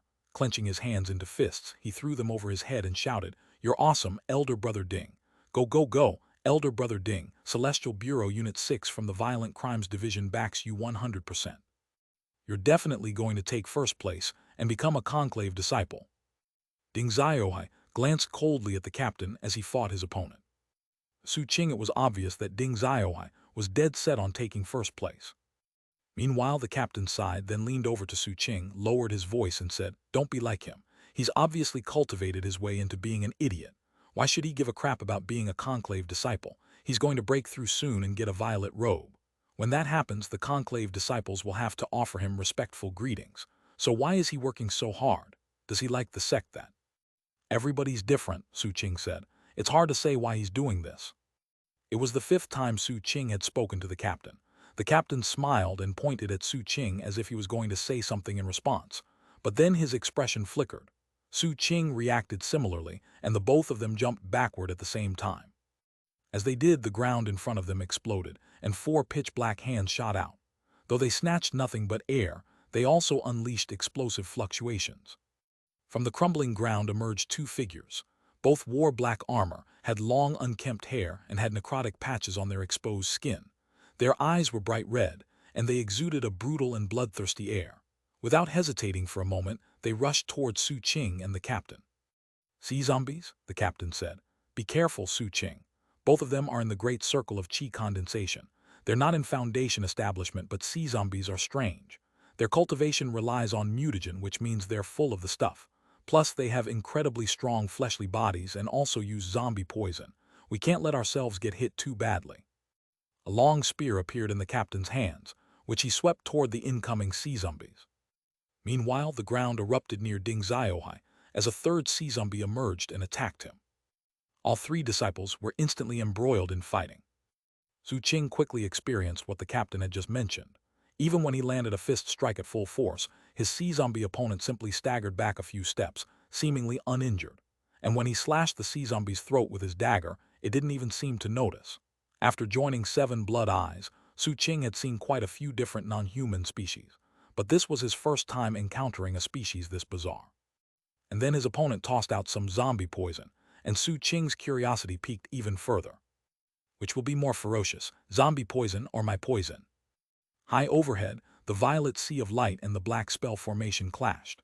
Neither of those forces were intelligent, but their inherent qualities were such that they couldn't tolerate each other's existence. It was similar to the 6 cultivators fighting atop the fish skull. Ding Ziohai gracefully wielded a long sword in the manner of the sea-forming scripture. It produced numerous sword flowers, each of which contained stupefying killing intent. He also used talisman treasures which, when combined with his magical techniques, created something like a sea around him. As a result, the sea zombie that was fighting him was temporarily unable to equal him. The sea zombies, with their mutagen and zombie poison, plus their inherent brutality, were generally beyond Ding Ziohai's ability to defeat. Thankfully, he had trump cards to rely on. The captain's spear swished about like a dragon, moving with incredible speed as he engaged the sea zombie. His moves contained numerous variations, sometimes being domineering, other times incisive. Occasionally, he would stab his spear like an embroidery needle, other times he would slash it down like an axe. He was clearly very skilled with the weapon. In fact, he didn't use his offhand to perform incantation gestures, but rather held an apple from which he munched. He even took moments to cheer on Ding Ziohai. "That was amazing, elder brother Ding. You're awesome, elder brother Ding. Go, go, go." Then he turned to cheer on Su Qing. "Su." His eyes went wide, his jaw dropped in amazement, and he nearly dropped his apple. \\\\asterisk. Moments ago. Su Qing moved in a blur, using his dagger to slash wounds into his sea zombie opponent, into which he threw handfuls of his poison powder. It looked almost like he was carrying out experiments to improve his Tao of poison. He made so many slashes with his dagger that the sea zombie's flesh looked like mincemeat. In fact, much of the flesh had fallen off, revealing the bones beneath. Scattered about on the ground were masses of blue skin and blood. Su Qing's face remained completely expressionless despite the ghastly sight of the blue gore around him. He seemed completely focused on poison research. Truth be told, Su Qing was not doing experimentation. The sea zombie cultivator he was fighting didn't seem to feel pain, and none of Su Qing's poisons were working on him. Despite having his throat slashed, he fought viciously, as if he didn't care about his own life. Even after suffering the most grievous of wounds, he would keep attacking. He kept glaring at Su Qing with red eyes, as if he wished to rip him to pieces. He pulsed with the fluctuations of magical techniques. However, they didn't contain spirit power, but rather mutagen, and they caused a black cloud of ghost faces to rage toward Su Qing. Su Qing didn't fear mutagen. However, he didn't want to publicize that fact. Frowning, he backed away and used a talisman treasure to defend himself. Seeing that this opponent was as ferocious as ever even after being wounded, Su Qing's killing intent grew stronger. Dancing away from the sea zombie's attacks, he plunged his dagger toward his opponent's head. Red eyes burning, the sea zombie cultivator reached out with his hand to meet the dagger. A crunching sound rang out as he used his own bones to block the dagger, and then he opened his mouth wide and lunged forward to bite Su Qing. Su Qing's eyes flashed as instead of dodging he head-butted the enemy. A boom rang out as the sea zombie's mouth exploded, his teeth shattering and half of his head being bashed in. Then Su Qing attacked again, slashing out viciously with his dagger. One of the sea zombie's arms fell off. The dagger flashed again, and the sea zombie's belly was slashed open. Putrefying viscera and organs spilled out. It was such a grievous wound that, finally, a look of terror appeared on the sea zombie's face. It was that specific sight that caused the captain to drop his apple. Sea zombies weren't emotionless. It was just that they had much more simple emotions than other beings. And it didn't matter how simple their emotions were. When they were about to die, they would feel the urge to flee. This sea zombie cultivator had reached the point where he didn't want to fight anymore and instead wanted to escape. But Su Qing wasn't going to let that happen. He jumped forward again, his dagger flying. At the same time, he sent out a host of water droplets to create a barrier blocking the path of the sea zombie. As rumbling sounds echoed out, the sea zombie's terror grew more obvious. This disciple from 7 Blood Eyes was incomparably bizarre. For one thing, he seemed unaffected by mutagen, which seemed like a complete impossibility to the sea zombie. Even chosen disciples who had no mutagen in them wouldn't be unafraid of mutagen. Such a person who went into a forbidden region would still have to deal with the encroachment of mutagen. But when the sea zombie's mutagen entered this opponent, it just seemed to disappear.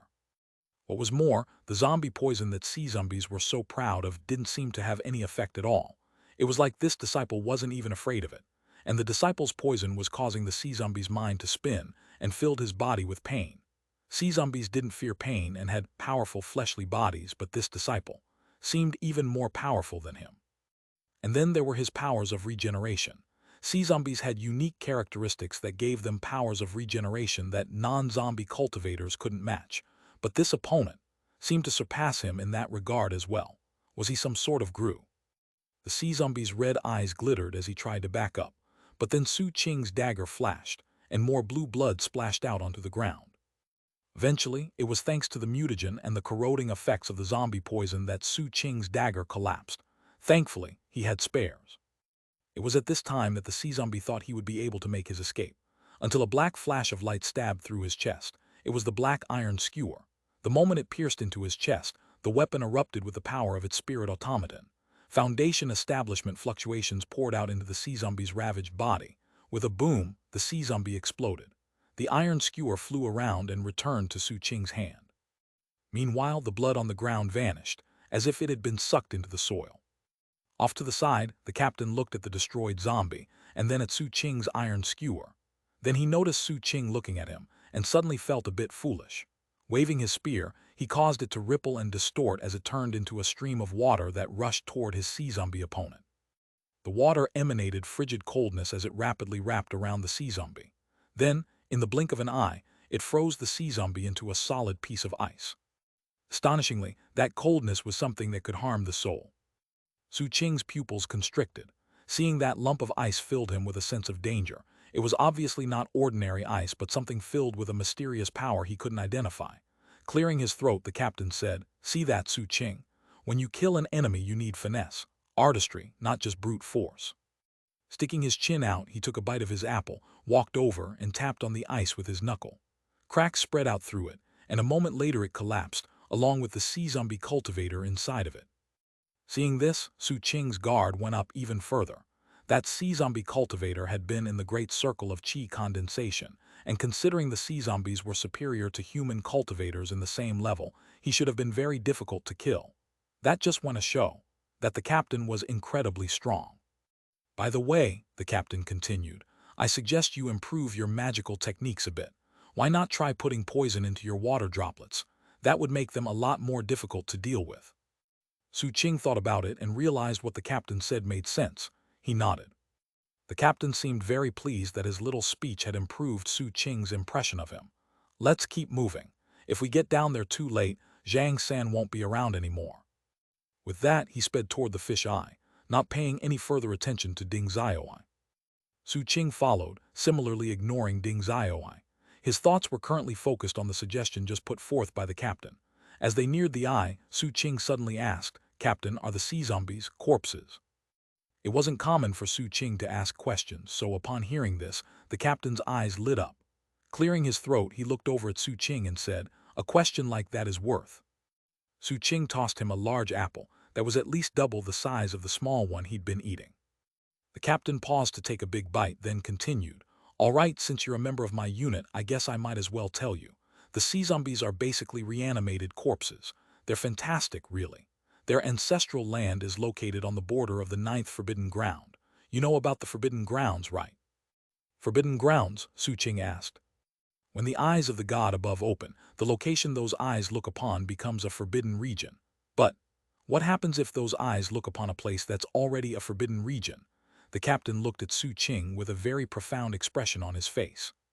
Su Qing had never thought about this question before. After pondering it for a moment, his eyes glittered. Taking another bite of apple, the captain continued, "If the god looks at a forbidden region, then the mutagen there gets even stronger. And after the mutagen passes a certain point, the place becomes a forbidden ground. There are some huge differences between forbidden regions and forbidden grounds. Forbidden regions usually have mutant beasts and grus in them, but forbidden grounds can give birth to new intelligent species.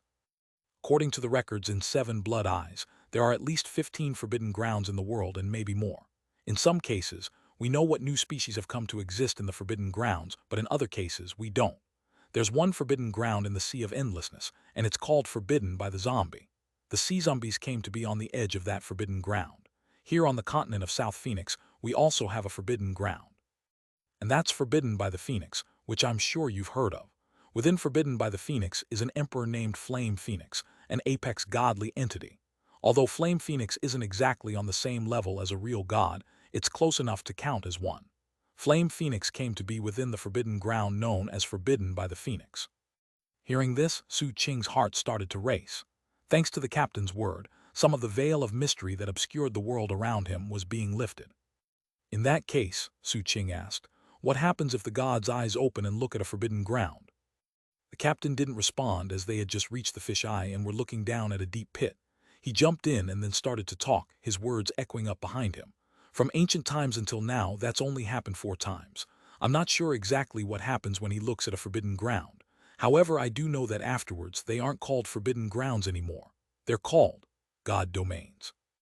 As Su Qing watched the captain drop into the chasm, his words also fell, except not into the chasm, but rather into Su Qing's heart.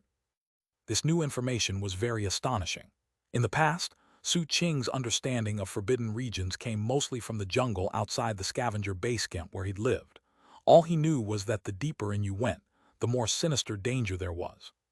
He had heard about Forbidden by the Phoenix on the other side of the continent, but had been under the impression the only difference was that it was larger, and the mutant beasts and grooves inside were stronger. Now he realized that understanding was mistaken, and what he knew before was just the tip of the iceberg. The world was huge, and humans were just a small part of it, and the larger part was made up of non-humans and numerous forbidden regions. Above the forbidden regions were the forbidden grounds, which were on a completely different level and could produce new species of intelligent life. And then, the captain mentioned God domains, but offered no explanation about them. Regardless, there were many types of powerful entities and grooves in the world. It made Su Qing think of the saber-wielding statue in the temple complex, the giant pulling the dragon chariot, and the true form of Sea Lizard Island. Looking over his shoulder at the sea zombie Ding Ziohai was fighting, his eyes shone. Forbidden by the zombie had produced sea zombies, and they were very powerful. If Su Qing had faced a merfolk or human cultivator in the great circle of qi condensation, he would have killed them much faster. I wonder what Foundation establishment sea zombies are like. He had the feeling that there were definitely Foundation establishment sea zombies below. The spell formation above restricted cultivation bases, but even still, he would have to be very cautious about engaging any sea zombies. That was especially true considering the spell formation was obviously becoming increasingly unstable. The more he learned about the mysteries of the world he lived in, the more he felt like he was simply too weak.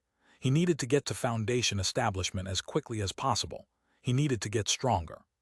Taking a deep breath, he jumped into the pit. It was essentially a huge tunnel carved through the dark soil, and it was so deep he couldn't see the bottom. He could just barely make out the captain as a tiny dot below him. As Su Qing fell, his eyes narrowed. He didn't attempt to control his speed, but just allowed himself to fall, while simultaneously examining his surroundings. The further down he got, the more humid it became. He saw lichenoid plants growing and even spotted a few places where flowers bloomed in the darkness. As the humidity grew, he eventually heard a sound from below. It didn't seem like the captain had been attacked, but rather had splashed into water.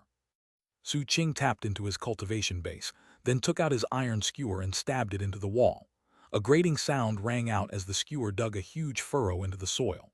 Eventually, the friction caused him to slow down. He could see water at the bottom of the tunnel. It was pitch black and he couldn't see anything underneath the surface.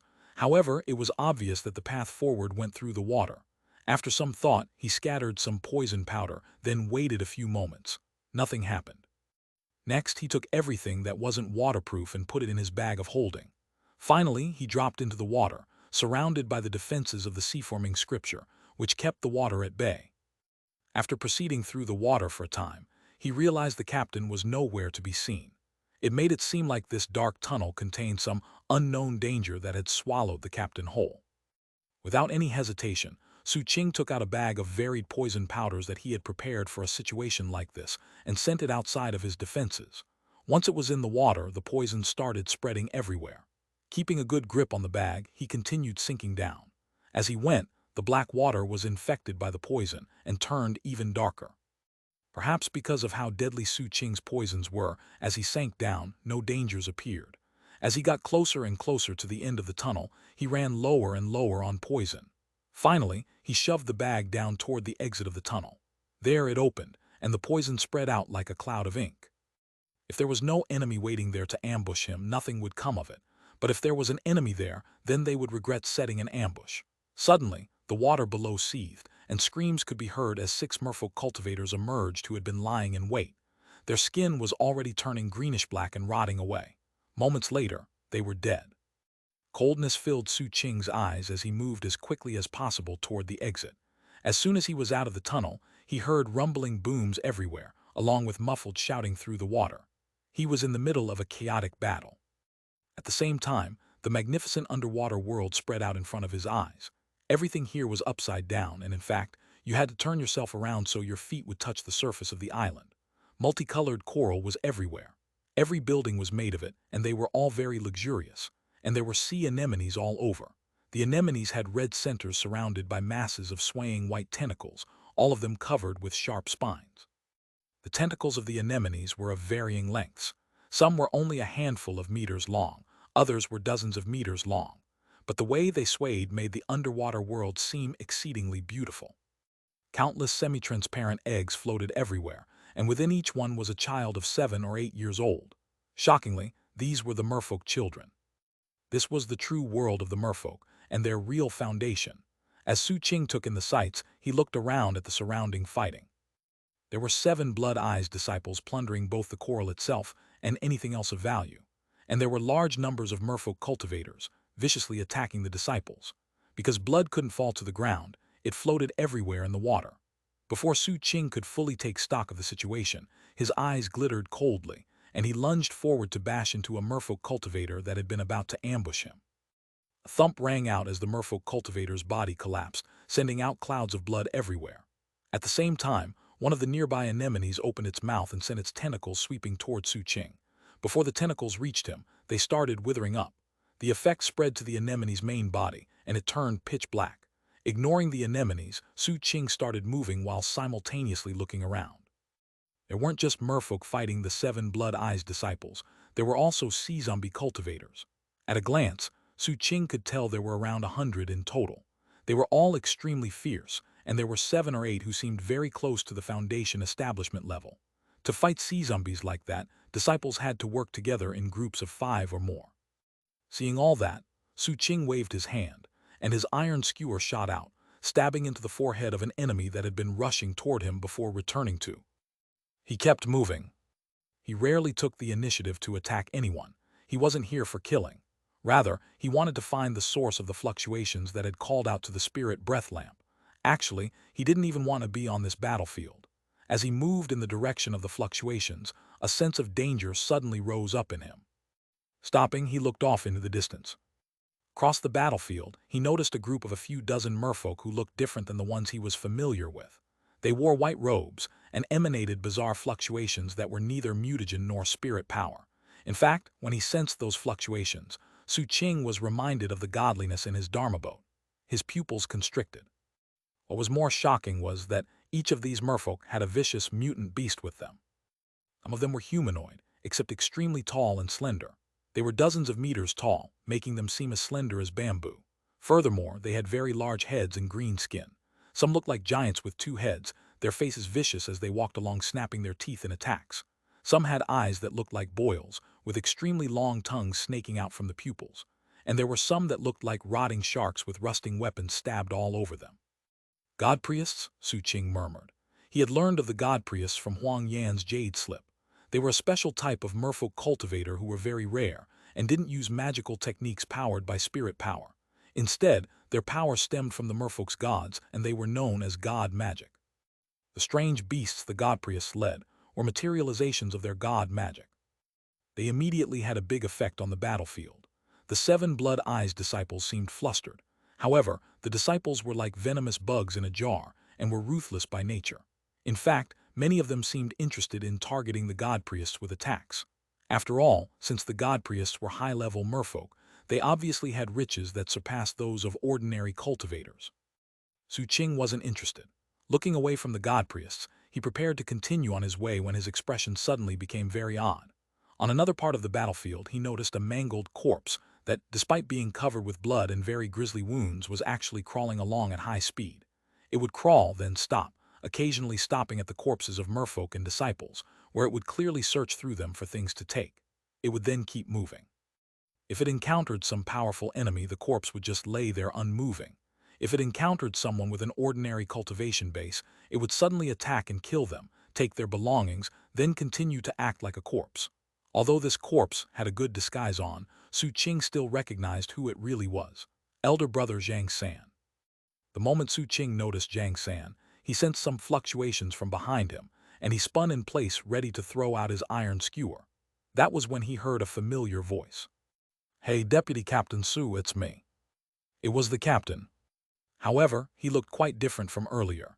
He was greenish-black and looked like he might have been poisoned recently, as his lips were purple. As he walked towards Su Qing, he popped antidote pills into his mouth. "Captain, you've been poisoned," Su Qing said. The captain's eyebrows shot up. "Poisoned? I'm not poisoned. You think someone as skilled as me would get poisoned?" "You've definitely been poisoned," Su Qing said with conviction, noting that the captain's face was about as dark as the black waters of the sea. A somber expression overtook the captain's face. "Deputy Captain Su, please don't make irresponsible remarks, and always back your words with hard evidence. A moment ago I saw an interesting-looking sea fruit, ate it, and got sick. I suppose I shouldn't randomly eat any fruit I see around here." Suddenly realizing that his face was starting to feel numb, the captain produced another handful of antidote pills and popped them in his mouth like candies. Inside, he was feeling very down. After falling into the water earlier, he'd hidden himself so that Su Qing would be forced to explore the passage first. He then planned to just follow when the way was clear. Never could he have guessed that Su Qing would actually lace the entire tunnel with poison. Seeing that Su Qing was about to continue the conversation about poison, the captain suddenly looked over to Zhang San in his corpse disguise. "Hey, who's that? Isn't that Zhang San?" Not waiting for Su Qing to respond, he rushed over to Zhang San. Upon arriving, he launched a kick, but Zhang San jumped out of the way, then looked up to see the captain and Su Qing, who was also walking over. Immediately noticing the greenish-black coloration on the captain's face, Zhang San said, "Captain, did you get poisoned?" "Shut up." Clearing his throat, he continued, "Cut the crap, Zhang San. By the way, do you really think you're going to get anything good by laying around here pretending to be a corpse? Come with me. I'll show you where the really good stuff is." After looking around to confirm his location, the captain picked a specific direction and started moving. Zhang San didn't hesitate for a moment. Jumping up, he called a quick greeting to Su Qing, then followed the captain. Before going too far, the captain looked over his shoulder and called, "By the way, Deputy Captain Su, the place I'm going to has those foundation establishment pills you want. Come on." Su Qing looked around at the chaos on the battlefield. Then he looked at the captain and realized he was heading in the same direction as that indicated by the spirit breath lamp. Seeing no reason to hesitate, he followed. And thus, the three of them left the fighting behind. They were mighty enough that, though they did encounter some obstacles, they were easy to overcome. The captain was obviously in a hurry. His hand constantly exuded a frigid energy, and whenever he encountered merfolk cultivators, he froze them into blocks of ice instantly. Zhang San had a very different manner of fighting than the captain. He had all sorts of interesting items and gadgets that he would throw out, most of which created extremely deadly explosions. As a result, the merfolk were almost incapable of getting close to them. He also wielded a silk thread that was hard to detect with the naked eye. It spun around him constantly and was incomparably sharp. Sometimes after the captain froze an enemy into ice, Zhang San would follow up by slicing them to pieces. The way they worked together made it obvious that this wasn't their first time teaming up, and it also helped the group move very quickly. Su Qing also noticed that Zhang San had attached a thread to the captain, which made it easier for Zhang San to follow him. Of course, Su Qing's methods of attack were different from both the captain and Zhang San. More specifically, he actually didn't launch any attacks. Instead, he laced the surrounding water with a colorless poison powder that he had specifically developed to target merfolk. As they moved along, any merfolk who got too close would start dissolving. Even if they tried to flee after noticing they were poisoned, their entire bodies would rot away and they would die screaming in agony. When Zhang San saw that, his expression flickered, and he quickly took out a handful of antidote pills. He also tried to move a bit faster to put more space between himself and Su Qing. The captain, of course, continued to pop antidote pills.